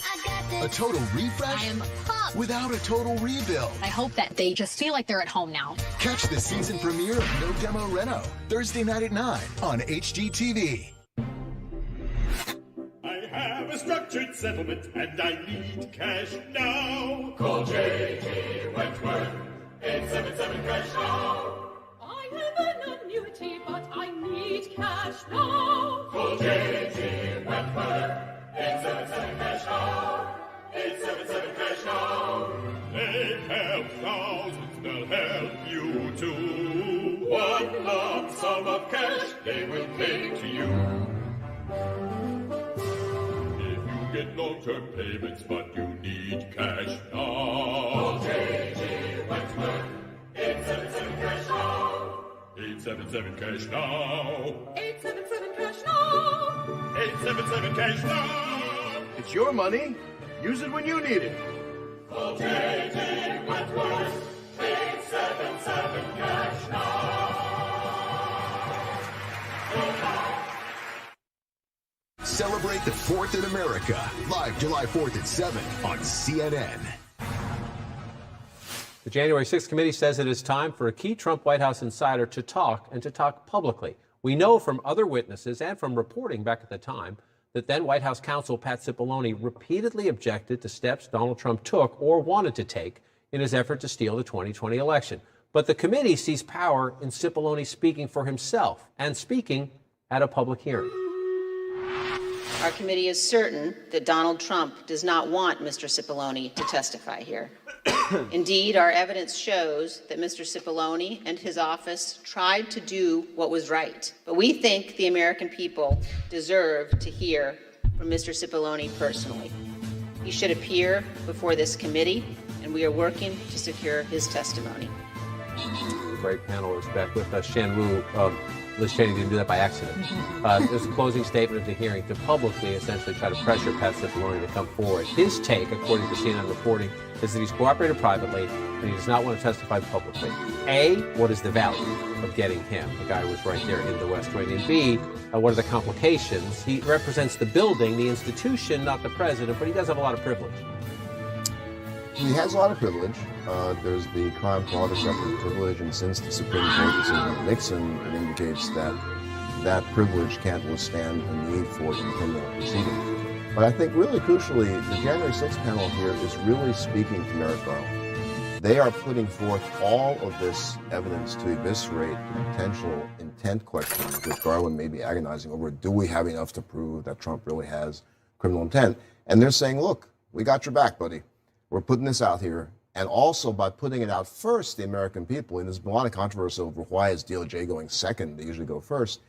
There is some reason to do that, which is if you get the public sentiment worked up first, it may make Garland feel like he's taking less heat for making this charging decision, which could be attacked as political. And so to that point, to criminal intent, if Pat Cipollone were to say, I told the president it was illegal, I told the president no, I told the president not, directly from the White House counsel, you get power. But listen, this takes a bit because we've heard so much from so many other witnesses.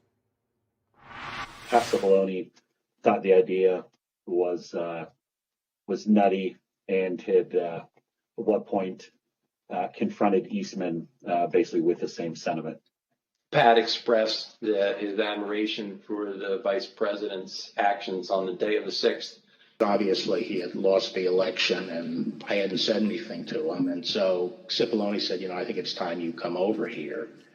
And so I came over to meet with the president in the Oval Office. Him and the team were always saying, we're going to resign. We're not going to be here if this happens, if that happens. So I kind of took it up to just be whining, to be honest with you. Did you hear the White House counsel's office say that this plan to have alternate electors meet and cast votes for Donald Trump in states that he had lost was not legally sound? Yes, sir. So you have a lot of it there. Other Trump essentially saying, I was in the room when Pat Cipollone said, but the committee wants him. They had Bill Barr. They had the campaign manager. They want the top guy.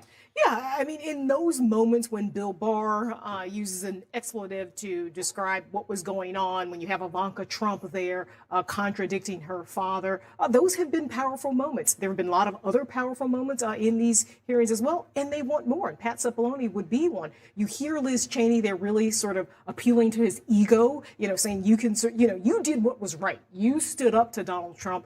Let the American people hear what you did and the way you stood in the way of this plot. And so let's hear John Dean himself. John Dean was on our air. He's a CNN contributor. He obviously was the man who turned on Richard Nixon at the Watergate hearings. He said this. I think we need a Pat Cipollone moment. I truly do. Pat Cipollone does not represent Donald Trump either. He represents the office of the president. And I think he really has a duty to come forward to protect democracy. He's sworn an oath to the Constitution. Exercise it, Pat.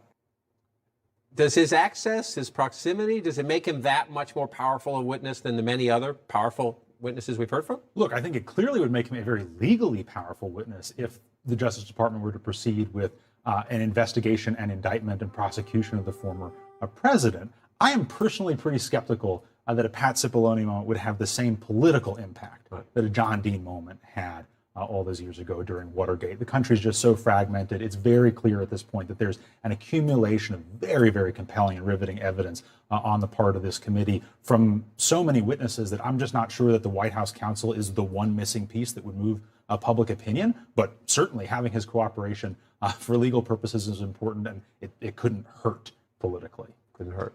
We'll watch and see how it plays out. His answer right now is, I don't think so, but we will see. Up next for us, some new primary lessons. From Alabama to Georgia, are Republicans still loyal to Donald Trump?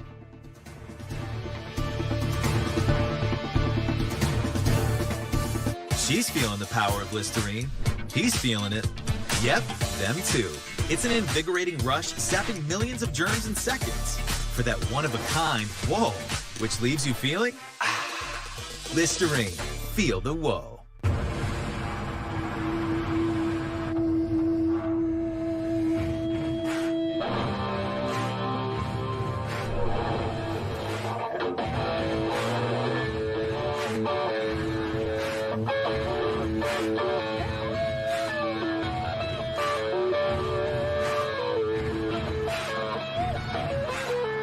The new GMC Sierra. Premium and capable.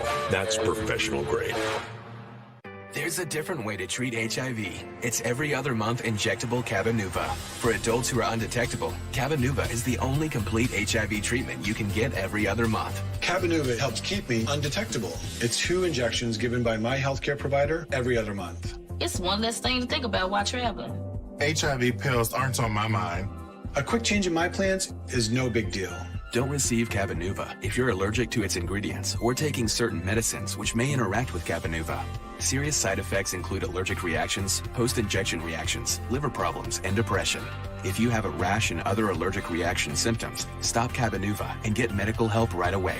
Tell your doctor if you have liver problems or mental health concerns, and if you are pregnant, breastfeeding, or considering pregnancy. Some of the most common side effects include injection site reactions, fever, and tiredness. If you switch to Cabenuva, attend all treatment appointments.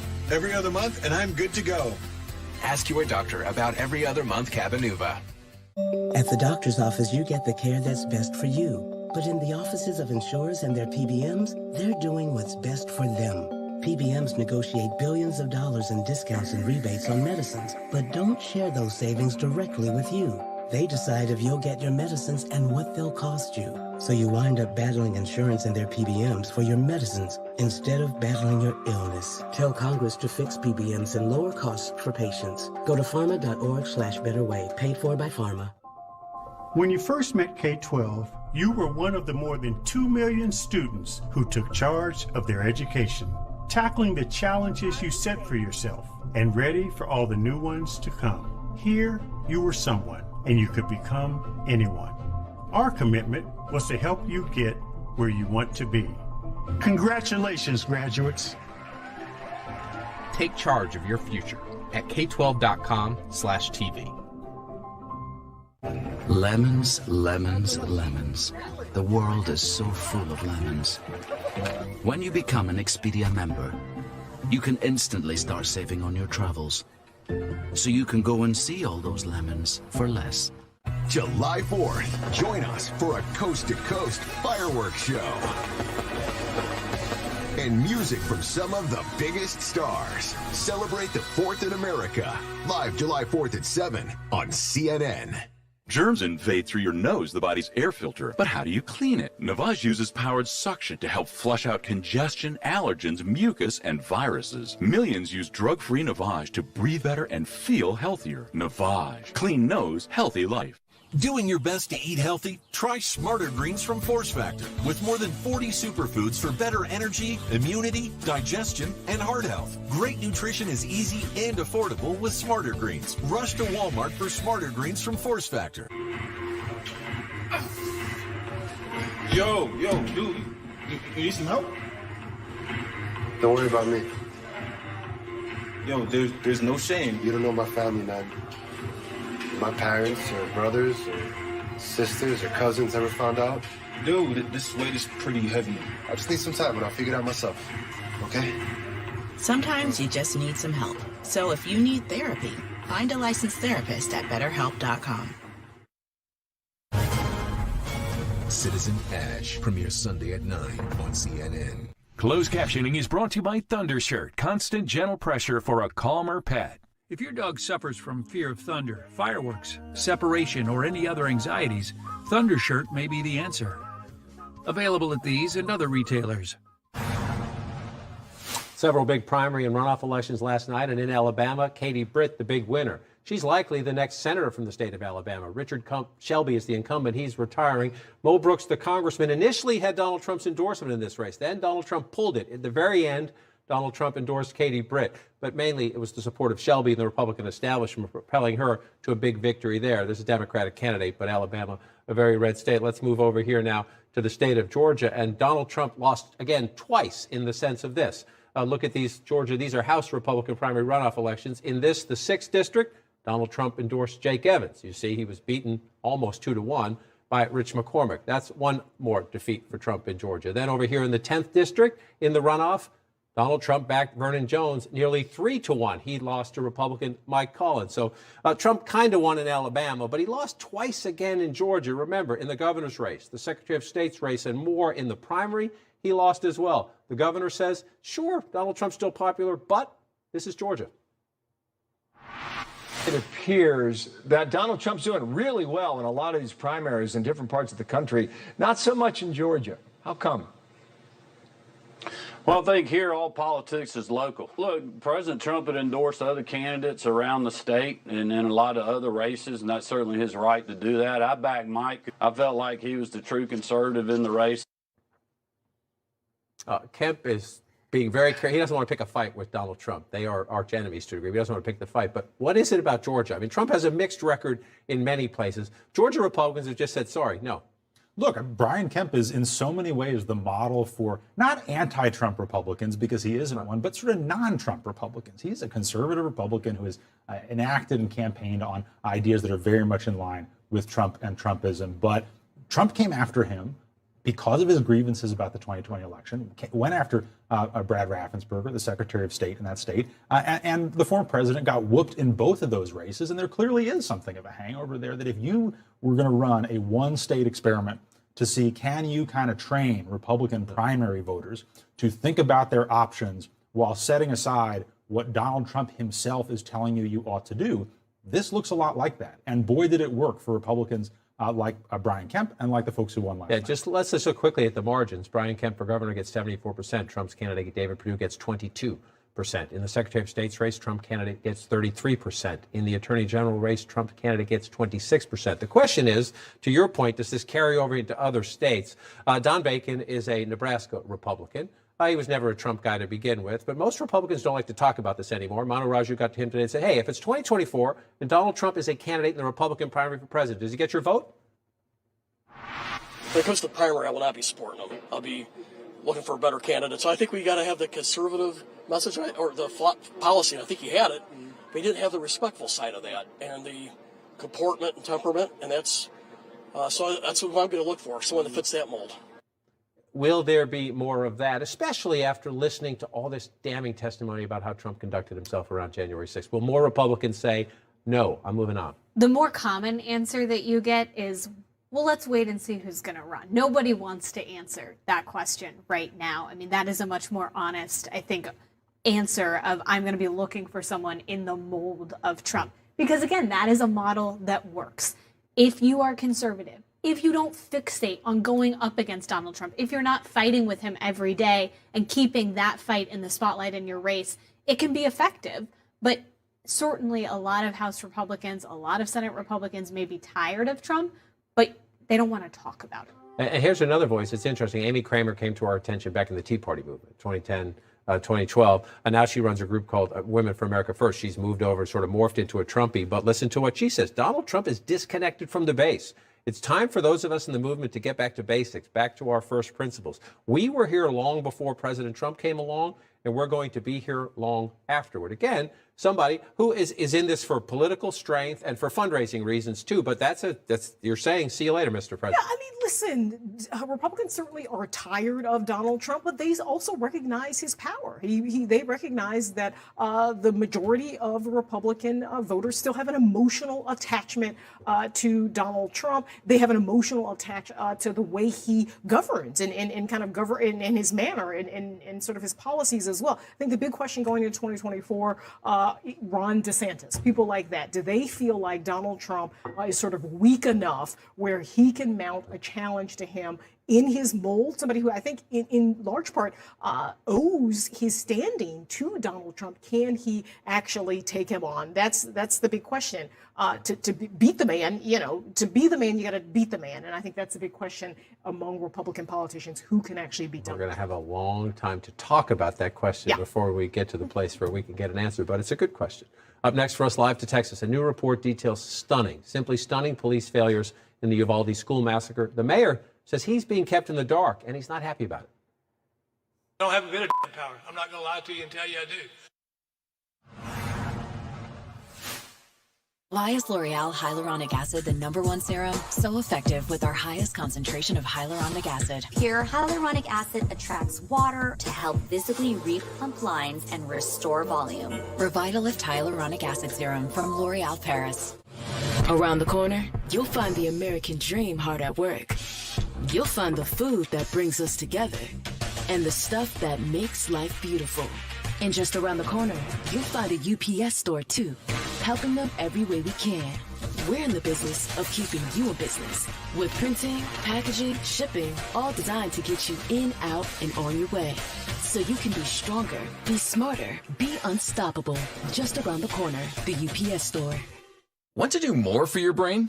Unlike ordinary memory supplements, Nariva Plus fuels 6 indicators of brain health. Memory, focus, accuracy, learning, concentration, and reasoning. Nariva, do more for your brain.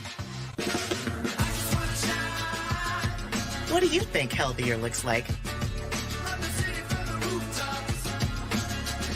With a little help from CVS, you can support your nutrition, sleep, immune system, energy, even skin. And before you know it, healthier can look a lot like you. CVS. Healthier happens together. I've got moderate to severe plaque psoriasis. Now, there's Skyrizi. Things are getting clearer. I feel free to bare my skin. Yeah, that's on me. Nothing and me go hand in hand. Nothing on my skin. That's my new plan. Nothing is everything. Achieve clear skin with Skyrizi. 3 out of 4 people achieved 90% clearer skin at 4 months. Of those, nearly 9 out of 10 sustained it through 1 year. And Skyrizi is 4 doses a year after 2 starter doses. I see nothing in a different way. It's my moment, so I just gotta say, nothing is everything. Skyrizi may increase your risk of infections and lower your ability to fight them. Before treatment, your doctor should check you for infections and tuberculosis. Tell your doctor if you have an infection or symptoms, such as fevers, sweats, chills, muscle aches, or coughs, or if you plan to or recently received a vaccine. Nothing is everything. Talk to your dermatologist about Skyrizi. Learn how AbbVie could help you save.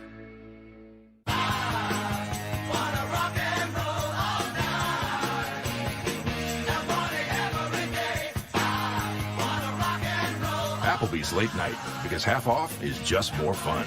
Now that's eating good in the neighborhood. With Best Western Rewards, you get rewarded when you stay on the road and on the go. Find your rewards so you can reconnect, disconnect, hold on tight, and let go. Stay 2 nights and get a free night. Book now at bestwestern.com. When it comes to where we get our energy, we're pretty united. We need more natural gas and oil produced here in America. But the U.S. is struggling to lead on energy, asking foreign governments to produce more natural gas and oil and blocking new production, limiting access, opportunity, and independence. When it comes to energy, we have a choice. More natural gas and oil made in America. America agrees. Washington should do the same. Think he's posting about all that ancient Roman coinage? No. He's seizing the moment with Merrill, moving his money into his investment account in real time. And that's how you collect coins. Your money never stops working for you with Merrill, a Bank of America company. So musty in here.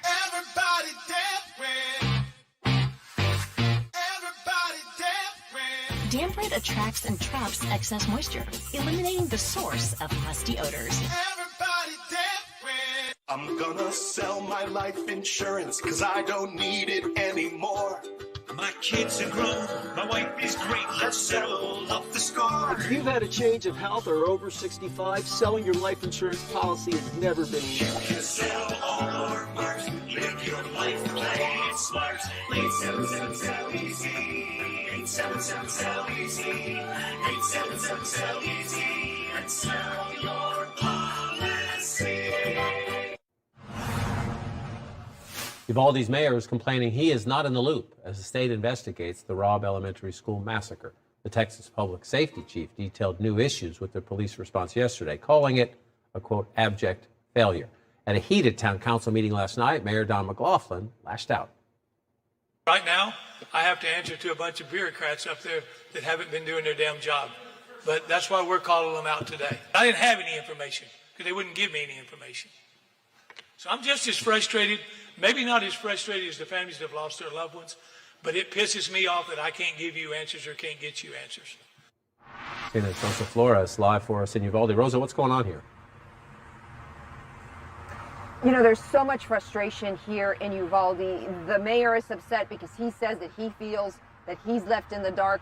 The families of the victims here are very upset because they feel that they have been getting shifting narratives, conflicting information, updated timelines, and all they want to know is one very simple question, and that is, there was a shooter at this elementary school that entered and massacred 19 children and 2 teachers, and they want to know why law enforcement did not go in there and keep their children safe. Now there's a call for Chief Arredondo to step down from chief and also to step down from the city council because he's a newly elected city council member.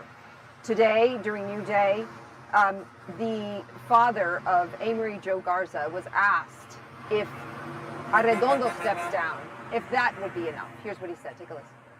I just don't get how you can hear these kids, you know, crying and asking for help. But you're scared to enter because your commander doesn't want you to go in. The kids were probably lying there. I'm just thinking where their parents were. And we were right outside.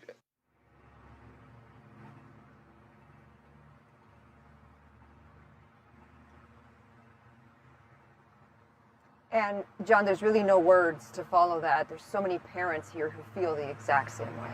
There are no words. Rosa Flores, thank you. Thank you for your time today. Ana Cabrera picks up our coverage right now.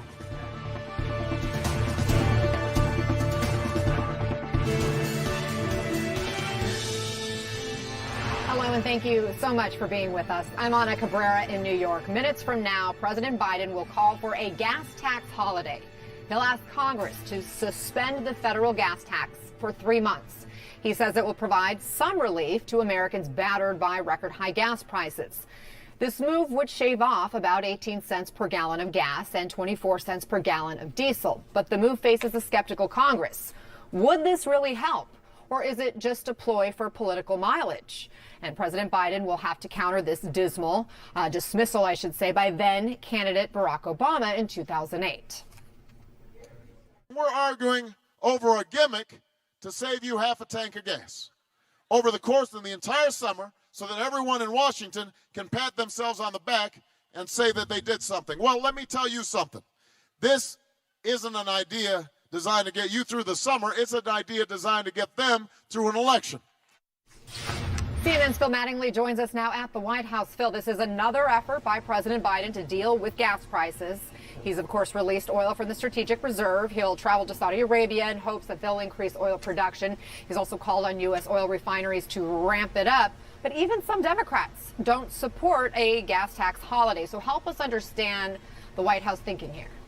And Anna, vote counts is just one of a myriad of reasons why White House officials have been reluctant to give their support to this idea for several months. It's been on the table. It's been something that's been under consideration by President Biden and his team, and yet they waited until now to pull the trigger on the support. It is no guarantee there will be the votes in the House. It's almost certain there will not be the votes in the Senate. However, what this moment underscores, perhaps more than anything else, is the urgency inside the administration to show they are trying to take action. There is a recognition that while maybe this doesn't filter down dramatically to consumers if it is enacted, maybe there are concerns about the Highway Trust Fund and the funding for that. There are downstream concerns as well. They need to show that they both understand the problem and are trying to do something, no matter how small, to address that problem. As one official told me a couple of days ago, it doesn't take a political savant to recognize the connection between gas prices and approval numbers. We've seen that play out over the course of the last couple of weeks, but we also have seen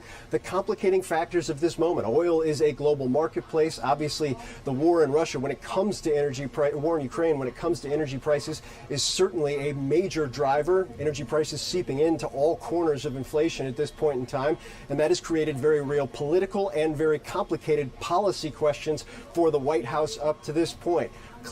At this point, there is no clear pathway on Capitol Hill, but the president and his team trying to take action, trying to show action at a moment where Americans clearly want it on them. Okay, Phil Mattingly, thank you. Again, the president's remarks here expected at the top of next hour. Let's crunch the numbers now and weigh the pros and cons of this federal gas tax holiday idea. CNN's Matt Egan joins us to walk us through all of it. Matt, obviously this sounds good. How much would Americans actually save? Well, Anna, this is not going to be a game changer, even if it gets through Congress, which Phil just said would be a pretty big if. We're talking about 18 cents a gallon. That is less than 4% of the total cost of gasoline. Let me show you what that means.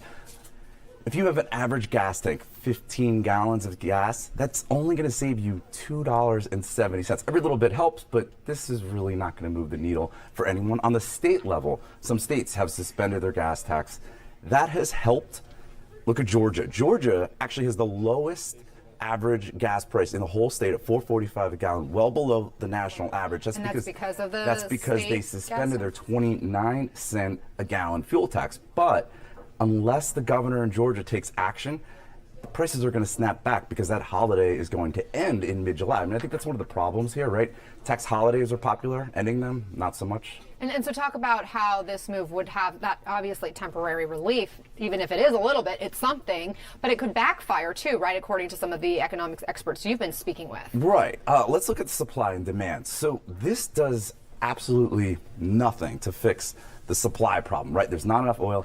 There's not enough gasoline, not enough jet fuel, diesel. This doesn't do anything to fix that. On the demand side, which has been really strong, this actually could support demand because it artificially lowers the price. So that's not great. There's also no guarantee that all of the savings are going to be passed along by the oil companies to the consumers. Goldman Sachs just put out a report casting some skepticism there. They said it seems likely that less of a federal suspension would pass through to retail prices. Statewide, consumers have benefited. Federal might not be the case. Also, let's not forget, the gas tax actually goes to fund the infrastructure, highways, roads, bridges. Gas tax has not been lifted since 1993, despite the fact that all of these projects are costing more, especially now because of labor costs, material costs. So there's a lot of drawbacks here. Right, robbing Peter to pay Paul, it sounds like in this particular case. Thank Exactly. you, Matt Egan. We'll see what happens here. Obviously, Congress would have to support this as well and pass it for it to actually go into effect. Let's turn to the investigation of January 6th now. Tomorrow, the House Select Committee will hear testimony from former Acting Attorney General Jeffrey Rosen and former Acting Deputy Attorney General Richard Donahue. The focus will be on how then President Trump and his allies pressured the Justice Department to intervene in the 2020 election. There's also growing pressure from the committee to secure testimony from then Trump White House counsel Pat Cipollone. You might recall this testimony from Trump's son-in-law Jared Kushner about Cipollone threatening to resign ahead of January 6th. Jared, are you aware of instances where Pat Cipollone threatened to resign? I kind of, like I said, my interest at that time was on trying to get as many pardons done. And I know that, he was always, him and the team were always saying, oh, we're going to resign. We're not going to be here if this happens, if that happens. So I kind of took it up to just be whining, to be honest with you. CNN's Sarah Murray joins us now. Sarah, what more can you tell us about the effort to try to get Cipollone to testify? Well, I mean, it's certainly not a secret effort. Liz Cheney was pretty clear in yesterday's hearing that she wants Pat Cipollone out there testifying in public. Here's what she said. Our committee is certain that Donald Trump does not want Mr. Cipollone to testify here. Indeed, our evidence shows that Mr. Cipollone and his office tried to do what was right. But we think the American people deserve to hear from Mr. Cipollone personally. He should appear before this committee, and we are working to secure his testimony. Now, look, this is someone who is Trump's former White House counsel. He has already sat for a private interview with the committee. We've heard him come up during the committee testimony, as you saw there with Jared Kushner in this exchange about how Cipollone threatened to resign at various points. And from Cipollone's point of view, he sort of feels like he did this, behind the scenes interview. He's participated enough. But this is a person who knows a lot, who was there in the White House, who saw a number of critical meetings, during this period in January 2021, where Donald Trump was looking at ousting the acting Attorney General Jeffrey Rosen and replacing him with someone who would go along with Trump's plans to try to overturn the election results in states like Georgia. Cipollone was around for the president's thinking. He was around for various meetings. He was around when these Justice Department officials were essentially saying, look, President Trump, if you decide to oust Rosen, we are all going to resign en masse. So it would certainly be compelling testimony if we did see Cipollone decide to come forward, Anna. Okay, Sarah Murray, thank you for your reporting. Let's discuss now with CNN senior legal analyst and former federal and state prosecutor Ellie Honig. Ellie, let's talk more about the growing pressure to get ex-White House counsel Pat Cipollone to testify. What do you see as the significance if he were to testify? Well, Anna, Pat Cipollone could be the ultimate insider witness. One of the things that's emerged here is there's really very little question about what Donald Trump did and said publicly. And the big questions here are what was in Donald Trump's head? What was his state of mind? What was his intent? And when it comes to those issues, really the people best equipped to speak to that, other than Donald Trump himself and maybe Mark Meadows, would be Pat Cipollone. He was White House counsel. That said, Anna, I would not hold my breath expecting him to testify. As Sarah just reported, he's already expressing some reluctance. He seems to think he's done enough by talking behind closed doors. That really is not up to Pat Cipollone. And let's also remember, the committee just cannot force him as a practical measure. If they had to go to court to try to force him, they just don't have enough time to get that done in the next couple weeks. But why not testify? We already know he threatened to resign. He's been presented by this committee as someone who kept the guardrails up in the White House. Why do you think he's holding back? Well, Anna, it looks to me like this is yet another person from Donald Trump's orbit who's trying to have it both ways, who's trying to sort of thread the needle. Yes, we do know that in certain instances, Pat Cipollone did the right thing. We know that when Donald Trump was trying to install a loyalist to take over DOJ, Cipollone stood on the right side of that. He said, I'm not going to stand for this, and I might resign. We just heard that testimony. At the same time, it seems he doesn't want to put himself out there, and he doesn't want to potentially alienate any of his friends. So we don't have sinners and saints here. I think there's shades of gray. Tomorrow we will hear from other former DOJ officials. What are you going to be listening for?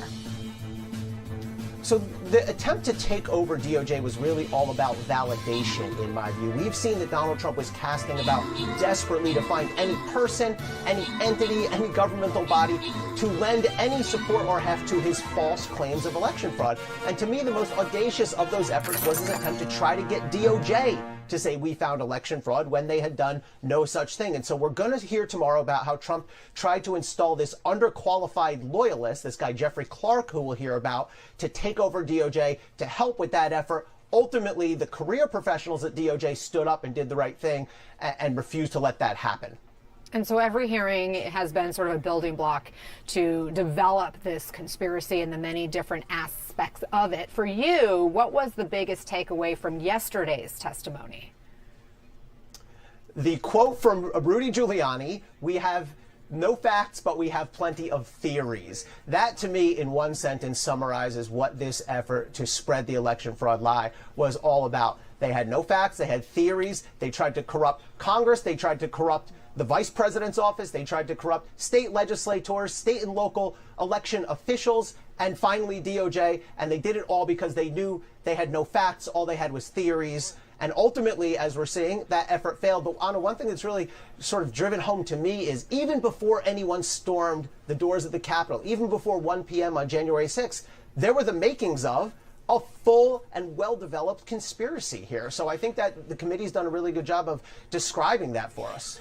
The committee actually implicated members of Congress, right, in the fake electors scheme. Yeah. Yesterday, Andy Biggs of Arizona, Ron Johnson of Wisconsin. Senator Johnson has tried to distance himself, saying he didn't know anything that his staffer was up to when he allegedly tried to pass along, this alternate slates of electors from Michigan and Wisconsin to Vice President Pence on January 6th.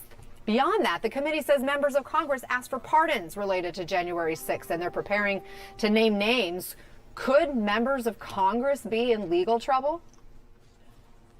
Well, to me, Anna, this is the most underdeveloped aspect of this investigation so far. Look, I've been critical of the committee. They only subpoenaed their fellow members of Congress, Kevin McCarthy and Jim Jordan, very, very late in the game. And they never followed up on that. They never sought contempt, even though those people sort of blew off the subpoenas. Ron Johnson's explanation to Manu Raju yesterday about the whole exchange with fake electors is ridiculous and makes no sense. Scott Perry claims he never sought a pardon. The committee says he did. But we need to see more evidence here. That's one area where I do not think the committee has given us enough facts, and I want to see more on that, because obviously if Congress was involved in this, that's very, very significant. The committee says they're getting new information. They're still getting new information, that more people are reaching out since these hearings began. Your thoughts on that? That happens in investigations. I can't tell you how many times I was in the middle of a trial or an investigation and we got some new information. So it's smart of the committee to do these hearings publicly. I think they've made a compelling case, and it's smart of the committee to solicit people who have relevant information. You never know where an investigation is going to go, Anna. Sometimes one thread leads to another. That's why we call them leads. So it'll be really interesting to see what the committee makes of this, and maybe they'll have even more new revelations for us as this progresses. Okay, Ellie Honig, as always, thank you so much for offering your insights and expertise. Right. A bipartisan deal on gun reform could soon become law, but can it really reduce the gun violence in America? We'll take a look. Plus, straight ahead, the White House wants to make cigarettes less addictive. We'll have a live report on an unprecedented plan. And later in the show, Yellowstone National Park back open for business. Tourists lined up just a few days after devastating floods forced the park to close.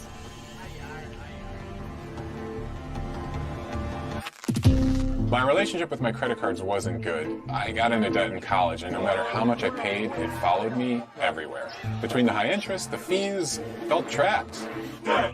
So I broke up with my credit card debt and consolidated it into a low-rate personal loan from SoFi. I finally feel like a grown-up. Break up with bad credit card debt. Get a personal loan with no fees, low fixed rates, and borrow up to $100K. Go to SoFi.com to view your rate. SoFi, get your money right. Replacing floors is a big job. Trust Empire today to get it done right. For almost 60 years, Empire has installed floors in homes just like yours. It's what we do, every day. Your floors will be installed by experienced professionals. They specialize in custom work. Plus, we're not happy unless you are. And we've got more than 3 million satisfied customers to prove it. Professionally installed floors. That's Empire today. 800-588-2300 Empire. Today. American Home Shield is a home service plan provider that helps cover the costs when parts of your home systems and appliances wear out. It can help relieve the stress and anxiety of unexpected breakdowns. For a free quote, visit ahs.com. Pain hits fast, so get relief fast. Only Tylenol Rapid Release Gels have laser-drilled holes. They release medicine fast for fast pain relief. And now, get relief without a pill with Tylenol Dissolve Packs. Relief without the water. I'm Jonathan Lawson, here to tell you about life insurance through the Colonial Penn program. If you're age 50 to 85 and looking to buy life insurance on a fixed budget, remember the 3 Ps. What are the 3 Ps? The 3 Ps of life insurance on a fixed budget are price, price, and price. A price you can afford, a price that can't increase, and a price that fits your budget. I'm 54. What's my price? You can get coverage for $9.95 a month. I'm 65 and take medications. What's my price? Also $9.95 a month. I just turned 80. What's my price? $9.95 a month for you too. If you're age 50 to 85, call now about the #1 most popular whole life insurance plan available through the Colonial Penn program. It has an affordable rate starting at $9.95 a month. No medical exam, no health questions. Your acceptance is guaranteed. And this plan has a guaranteed lifetime rate lock, so your rate can never go up for any reason. So call now for free information, and you'll also get this free beneficiary planner. And it's yours free, just for calling. So call now for free information. Call 1-800-332-8300 for your free information and free gift. That's 1-800-332-8300. 1-800-332-8300. Call now.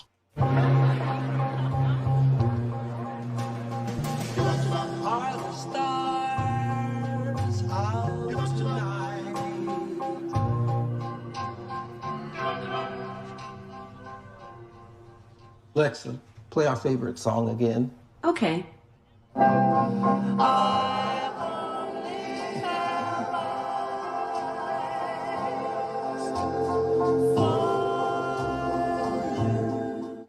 Now's the time for cleaner indoor air with an air duct cleaning from Stanley Steamer. You've known us for carpet cleaning, but we've been cleaning air ducts for over 20 years. We do things the right way, cleaning your entire system. So if you need an air duct cleaning, call 1-800-STEAMER today.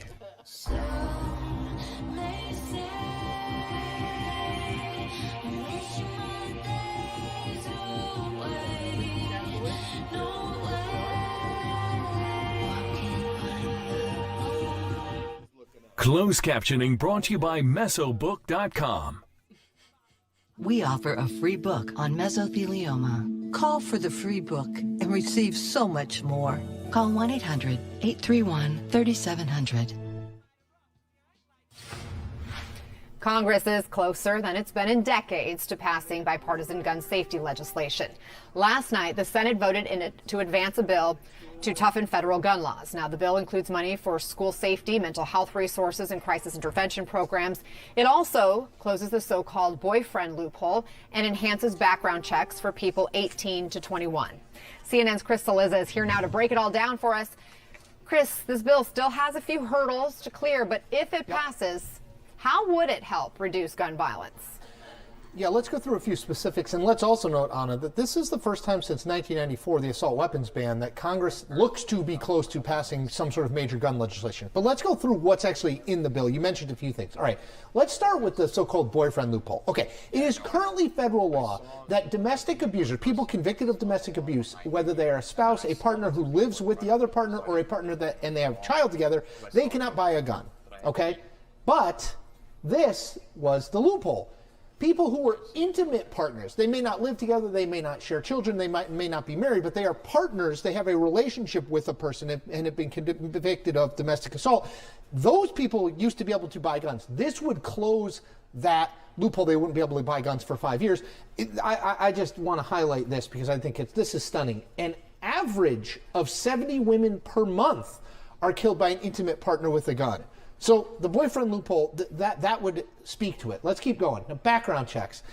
This bill does not, we'll talk about this more in a minute, Anna, this bill does not address background checks broadly, but it does address background checks for those 18 to 21 years old. It's a more thorough review process that's put in place. Into this is important, the National Instant Criminal Background Check System. Into that is put things like mental health now, their juvenile record, so that we might be able to flag that stuff a little bit quicker. That's in the bill. Why does that matter? 6 of the 9 deadliest mass shootings in the United States since 2018 were by people who were 21 years old or younger. This is from the New York Times. That is a change from a decade or two ago when most of the shootings were done by 20, 30 and 40-year-olds. Amazing. Red flag laws. This is probably, if you're following this debate loosely, this is probably the thing you're most familiar with.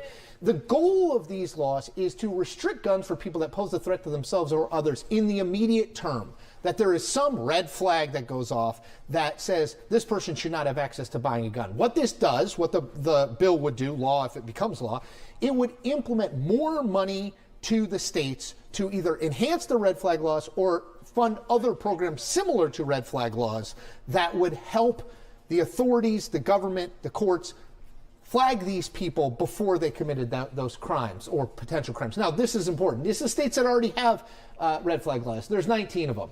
Okay, before 2018, the Parkland shooting, these 1, 2, 3, 4, 5 had them. In Connecticut, obviously, I'm not going to write this up, but Connecticut, my hometown, Newtown, in my home state, Newtown in 2012 was an occasion for major gun controls. After 2018, the Parkland shooting, Florida, which by the way had Rick Scott, a Republican governor, these 14 states passed it. So it would enhance red flag laws in these places. It would give funding to similar programs in states that don't have red flag laws. Many of them are Republican states. So it would do a lot. Would it do everything that gun control advocates want? No, it would not. It's relatively narrow board. That's the way that it looks like it's going to get passed. But as you point out, it could make a difference. But there is still a massive loophole. And here's what I understand, because so many people are in support of universal background checks. I mean, we know that right now there are still so many people who can buy a gun legally with no background check at all. Yep. Yeah, that's exactly right. So 21 states, Anna, have a law that prohibits that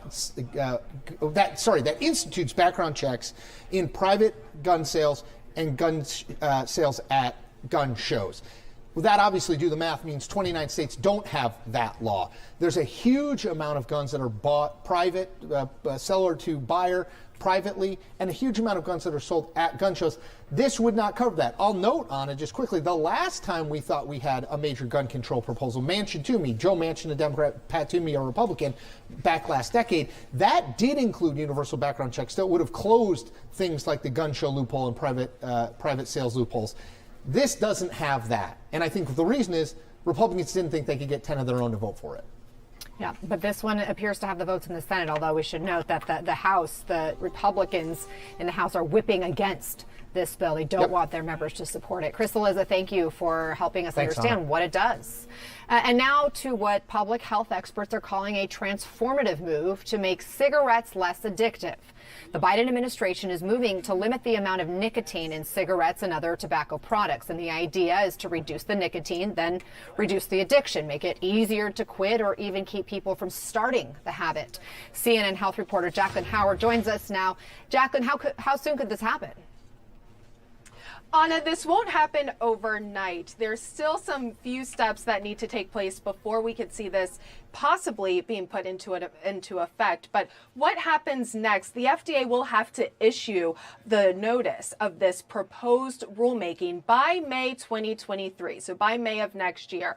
And then there will need to be some time for public comment, for the public to weigh in. And we have to keep in mind, Anna, that companies could sue for this rule not to happen. So there's so many possible scenarios here before we could see this possibly becoming a real thing. But here's how some public health groups are responding to this. The Campaign for Tobacco-Free Kids says this, quote, "This is a truly game-changing proposal, but these gains will only be realized if the administration and the FDA demonstrate a full-throated commitment to finalizing and implementing this proposal," end quote. So you see there, Anna, that there's some excitement around this, but of course, public health groups are saying they want to wait to see if this will in fact happen. Okay, Jacqueline Howard, thank you. And still ahead for us, the mayor of Uvalde, Texas, unleashes on state investigators questioning their credibility as we learn more about what happened inside Robb Elementary. Plus, the mayor of Plano, Texas joins us. He's one of 13 Texas mayors demanding Governor Greg Abbott call a special session to deal with gun reform and mental health. That's next.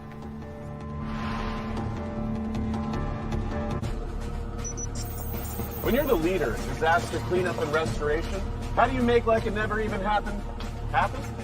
Fire it up, Randy!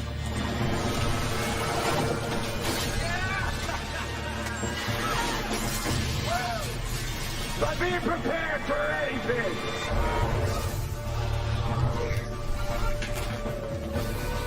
Whatever comes your way, there's a pro for that. Serve Pro. Like it never even happened. I saw them at work. I saw them around town. They had saber's remorse. And I did too. I mean, sure, I paid less for auto insurance, but was it coverage enough? Could I trust the company to be there when I needed them? Then I found Amica.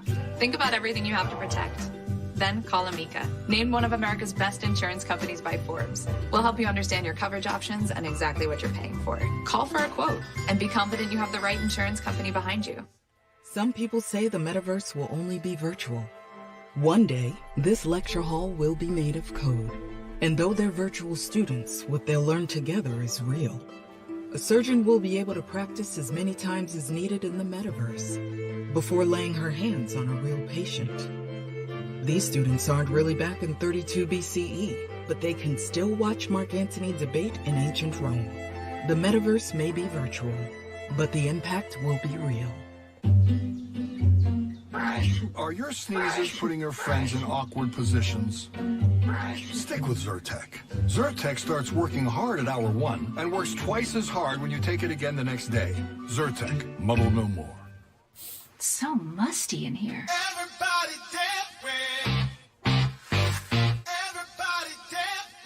Damp Rid. Drop in the tab, attract and trap excess moisture, eliminate musty odors. Expectations come with the territory. But raising expectations, that comes with determination, pushing ourselves further, and knowing that recognition isn't given, it's earned. Ram, J.D. Power's #1 brand and new vehicle quality. No wonder more people are switching to Ram than ever before. Every dollar counts these days, so take advantage of this great offer during the Ram 4th of July sales event. For COPD, ask your doctor about Breztri.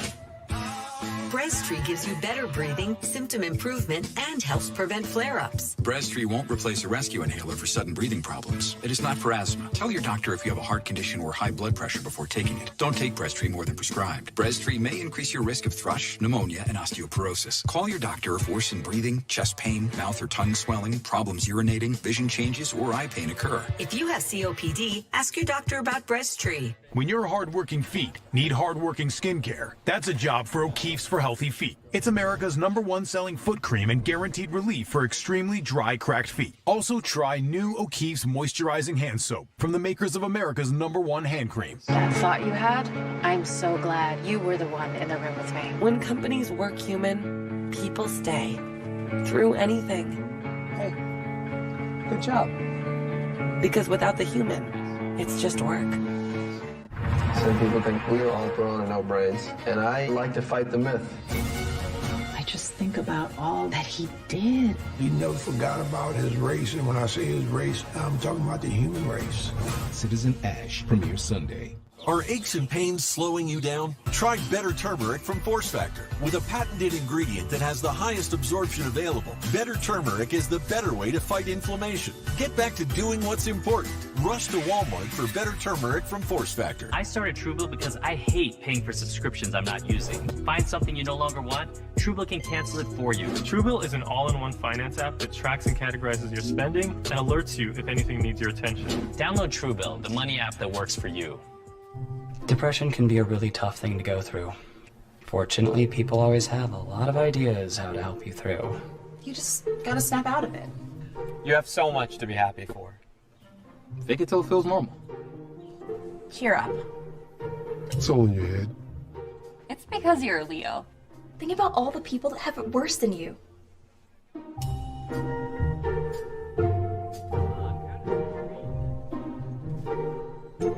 out of position. It's my fault. I should have gone to net.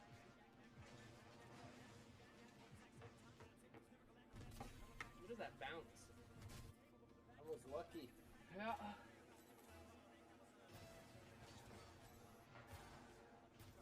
Patagonia, Life on the Edge of the World, Sunday, July 10th on CNN.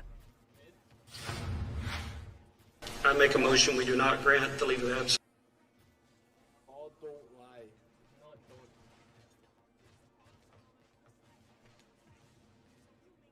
It's for Councilman Arrow.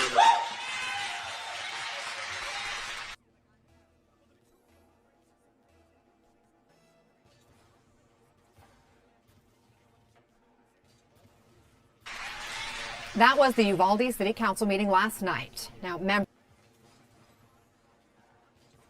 My ball had my name on it. That's why I left it for you.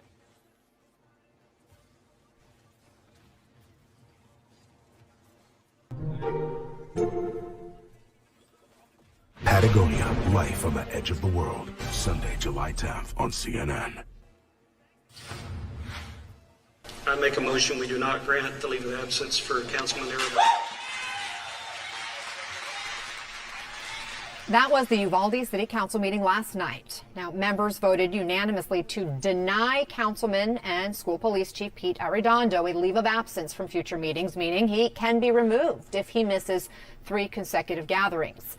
Now, the vote comes after a damning hearing on the police response to the shooting at Robb Elementary School, where much of the blame was pointed at Arredondo. During the hearing, Texas's top cop laid out the most thorough timeline yet, revealing that just 3 minutes after the gunman entered Robb Elementary, there were enough armed officers inside the school to distract and neutralize him, and yet they waited and waited for Arredondo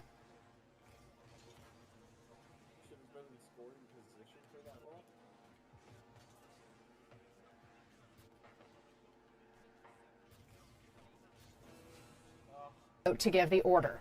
The investigation also revealed that Arredondo waited for a key to unlock the classroom door, despite the door being unlocked. The total time those inside were trapped with the gunman waiting to be rescued, 1 hour. You guys want to invite me to Moth? 14 minutes and 8 seconds. A lifetime for Angel Marie Garza. He lost his daughter in this massacre and was stopped from going inside. I just don't get how you can hear these kids, you know, crying and asking for help. We were gonna win that game anyway. Exactly. Who cares? I left it. Oh man. But you're scared to enter because your commander doesn't want you to go in. Kids were probably lying there, just thinking where their parents were. And we were right up.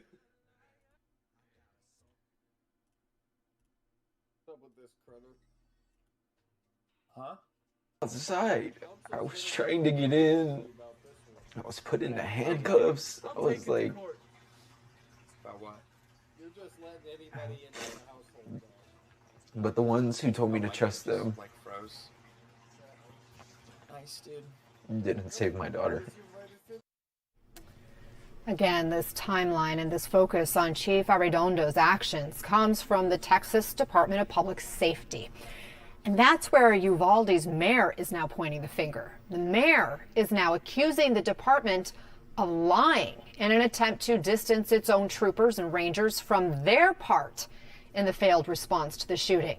The mayor says he and other school officials have been completely kept in the dark about the investigation and what it has uncovered. The massacre in Uvalde has been a catalyst for action across the state. Now, 13 Texas mayors have signed a letter urging Republican Governor Greg Abbott to call a special session on gun reform and mental health. And Plano Mayor John Munz is among those 13, asking state lawmakers to find the right solutions for Texas. Thanks so much for joining us, Mayor. Thank you for having me. First, I want to get your reaction to what's happening in Uvalde, the continued lack of detailed information about this school shooting and the lack of trust we're seeing among those officials who are all involved in the investigation.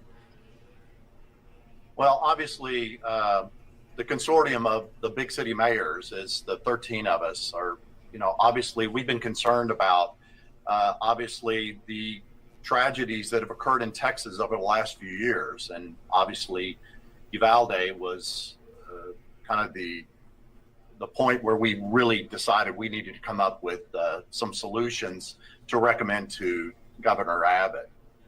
What's happening there is really tough to watch. I know the investigation continues, but it reminds us all that we can never take safety and security for granted, that we always have to improve in our community to make sure that we do all the right things to keep our community safe. I just think about that poor father who we just heard from, who is, still grieving tremendously the loss of his daughter, who's so young, just, fourth grade. And yet you have these officials squabbling and pointing the fingers. The Uvalde mayor now saying that he's ready to throw people under the bus, and he's calling into question the information coming from the Department of Public Safety officials. I can't speak for the mayor of Uvalde, but I know that it's important for me to represent my community, my police, my fire, my first responders, and I just think it could be handled a whole lot better. Let's move on to this letter from you and a dozen other Texas mayors who, by the way, represent the majority of people who live in Texas per population. You have this letter to the governor demanding action on gun reforms after Uvalde, and you are asking for universal background checks for gun purchases. You want to increase the age to purchase assault-style weapons to 21. Right now, people who are 18 in Texas can buy those. You want red flag laws. You are asking for an increase in mental health support, additional training for school safety officers. Why do you see these items being the best solution? Well, because obviously our coalition is bipartisan. We really believe these are common sense solutions to present to the governor, and we think these can actually be accomplished. And so we're really hopeful that the fact that, like you said, these 13 mayors make up a large part of the population here in Texas, and let them know that this is a bipartisan request. We really want them to consider doing these in a special session, because I can't imagine a higher priority than what we're looking at today. And so this is really important, not only to my community, but to all the communities of Texas. You point out it's bipartisan. That is significant. It's also significant that what you're asking for goes much further than what we're seeing at the federal level right now. We were discussing today this deal that took a long time to get to, and yet you're in a state that ranks #1 in gun ownership, where the governor has said new gun regulations are not the answer, where he has actually responded to previous shootings by loosening restrictions. What makes you think this is going to go anywhere? Well, hopefully just the outpouring of support. I think the support for this legislation, and certainly all of our mayors are getting support for coming up with solutions. We cannot continue to allow Santa Fe and El Paso and Uvalde and others to have to experience this kind of tragedy. And the solutions that we have had in the past obviously don't work. I was on the school board in Plano when Columbine happened, and yet here we are 2.5 decades later, and we've got to come up with real solutions that work. You're right, it's not working what's happening. Texas is the state with the most gun-related deaths, according to the CDC. According to the Gun Violence Archive, Texas has had nearly 250 mass shootings since 2014, with more than half happening in just the last 3 years. Plus, more kids have been killed by guns so far halfway through this year than each of the last 2 years. There seems to be a bad trend here. What is your message to the governor today? My message is to make this a priority. I think we're trying our hardest to make this a significant request, and we need the funding to be able to do these things, especially the mental health. It's talked about a lot, but without that funding, most of these communities can't afford to do this themselves. And so it's going to be really incumbent upon the state to not only agree to these things, but to also help fund them. And you're asking for some gun reform, including some restrictions when it comes to like 18 versus 21-year-olds access to the assault-style weapons. And I should know you yourself, I know, are a gun owner. Mayor John Munns, thank you very much for the conversation and offering up some potential solutions. Thank you, Anna. Straight ahead, a disaster in Afghanistan. An earthquake hits in the middle of the night, leveling homes and towns and leaving thousands of people dead or injured. How the Taliban are appealing for help. Cracked windshield? Schedule with SafeLight, and we'll come to you to fix it. This customer was enjoying her morning walk. We texted her when we were on our way. She could track us and see exactly when we'd arrive. I have a few more minutes. Let's go. We came to her with service that fit her schedule. You must be Pascal. Nice to meet you. We got right to work with a replacement she could trust. We're all set. Wow, that looks great. Schedule now at SafeLight.com. SafeLight Repair, SafeLight Replace. We need to reduce plastic waste in the environment. That's why at America's beverage companies, our bottles are made to be remade. Not all plastic is the same. We're carefully designing our bottles to be 100% recyclable, including the caps. They're collected and separated from other plastics, so they can be turned back into material that we use to make new bottles. That completes the circle and reduces plastic waste. Please help us get every bottle back.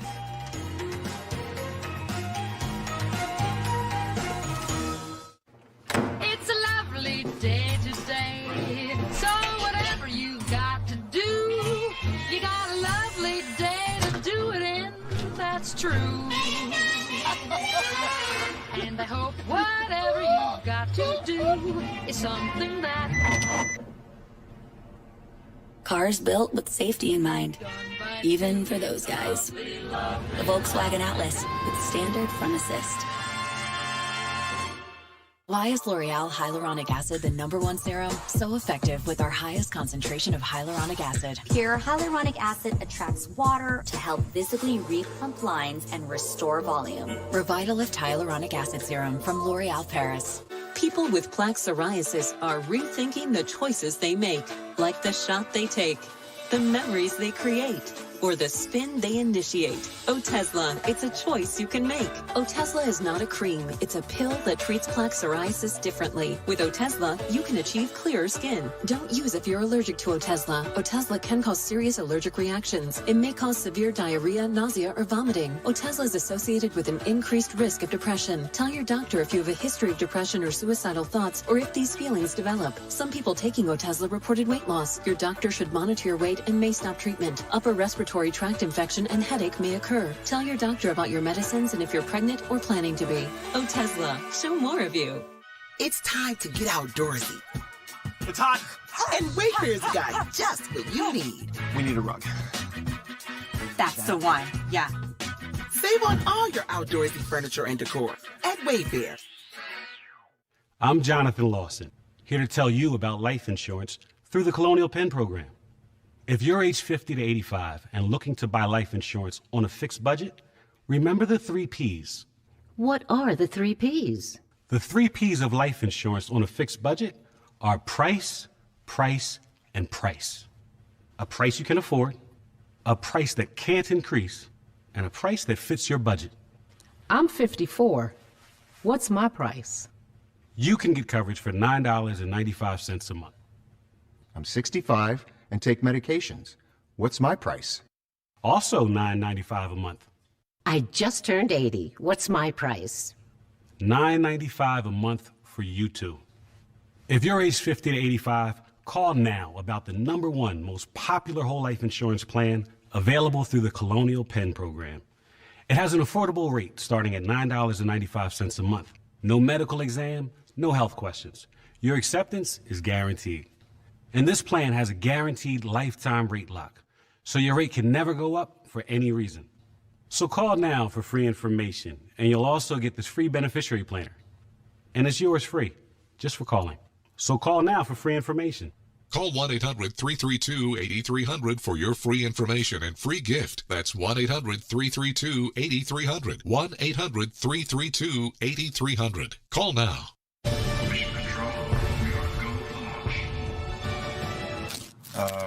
She's eating the rocket. Lunchables, built to be eaten. Closed captioning brought to you by InventHelp. Call 1-800-710-0020. Do you have an idea for an invention? Call today for free information. Call 800-710-0020. Russian forces are targeting key cities in Ukraine's east today with missile strikes and even kamikaze-style drone attacks. In the Luhansk region, Ukrainian forces are said to be holding on to the last city they control there. And in the south, there's heavy fighting along the borders of the Kherson and Mykolaiv regions. And U.S. Attorney General Merrick Garland spent a few hours in Ukraine yesterday. He announced a new team to prosecute war crimes. We go now to a desperate search for survivors in Afghanistan after the deadliest earthquake there in decades. Afghan officials say more than 1,000 people have been killed and at least that many are injured. The 5.9 magnitude quake struck overnight near the Pakistani border as most people were sleeping. CNN's Scott McLean is following this for us. Scott, what are we learning about the rescue efforts? Unfortunately, we're learning that these efforts are very badly under-resourced at this stage and likely will be in the days to come. It is difficult to overstate the remoteness of this area. We're talking about a mountainous area about 100 miles or so due south of Kabul. It's built on, or it's on a traditional fault line and really lacks some very basic infrastructure. And so the reality is that a lot of the searching, like the searching you're seeing here, is being done by hand in the absence of any heavy equipment. In that case, they didn't find survivors. They only managed to pull out a body that they wrapped in a shroud. We are also seeing other videos of bodies that are piling up on the streets. Remarkably, we're also hearing about some people who have been pulled out alive. This is an area where a lot of homes are built in precarious positions on the side of mountains. A lot of other ones are built down in river valleys, which makes them very prone to landslides. And UNICEF says that because of heavy rains and a lot of mud in the area, some areas are simply inaccessible right now. They simply cannot get to these areas. The government says that some villages have been wiped out. One particular area, they say that the houses, 70% of them, one UN estimate says, have completely been leveled. And again, this is what we know about at this stage. Foreign aid groups, they're already on the ground, and the reason that they are there is because Afghanistan, as we know, has been in dire straits long before this earthquake came along. Not only have they been dealing with natural disasters lately, flooding, drought, they also, of course, have this economic crisis, which means that one UN estimate in March put it at 95%. That's the percentage of households that don't have enough to eat. The Taliban says that they're going to be handing money to people who are injured and the families of those killed, but that's pretty bold considering that this is a government that is extremely strapped for cash and can't even afford to feed its own people, Anna. Well, those images are really, really heartbreaking. Thank you, Scott McLean, for your reporting. It is one big step forward for Yellowstone National Park. Tourists can finally get back in. About a week after flooding forced thousands of people to flee. We'll take you live to Yellowstone straight ahead. Dad and I finally had that talk.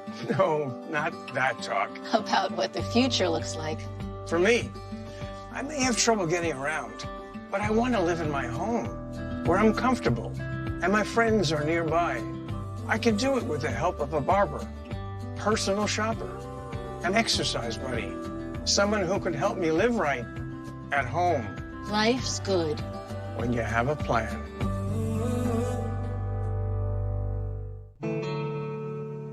My name is Austin James. As a musician living with diabetes, finger sticks can be a real challenge. That's why I use the FreeStyle Libre 2 system. With a painless 1-second scan, I know my glucose numbers without finger sticks. Now I'm managing my diabetes better, and I've lowered my A1C from 8.2 to 6.7. Take the mystery out of managing your diabetes and lower your A1C. Now you know. Try it for free at freestylelibre.us. Fact, we all love video doorbells. Voice assistants have changed our lives. We now control our home with a touch. And you know what's better than all these things by themselves? All these things together from the most trusted name in security, ADT. What can I do with less asthma? With Dupixent, I can do more. Catching my train. Making moves. Making a connection. Oh, a train connection.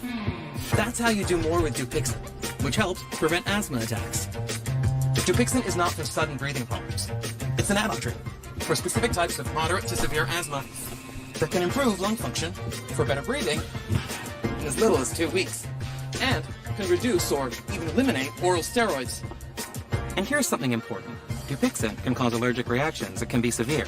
Get help right away if you have rash, chest pain, worsening shortness of breath, tingling, or numbness in your limbs. Tell your doctor about new or worsening joint aches and pain or a parasitic infection. Don't change or stop asthma medicines, including steroids, without talking to your doctor.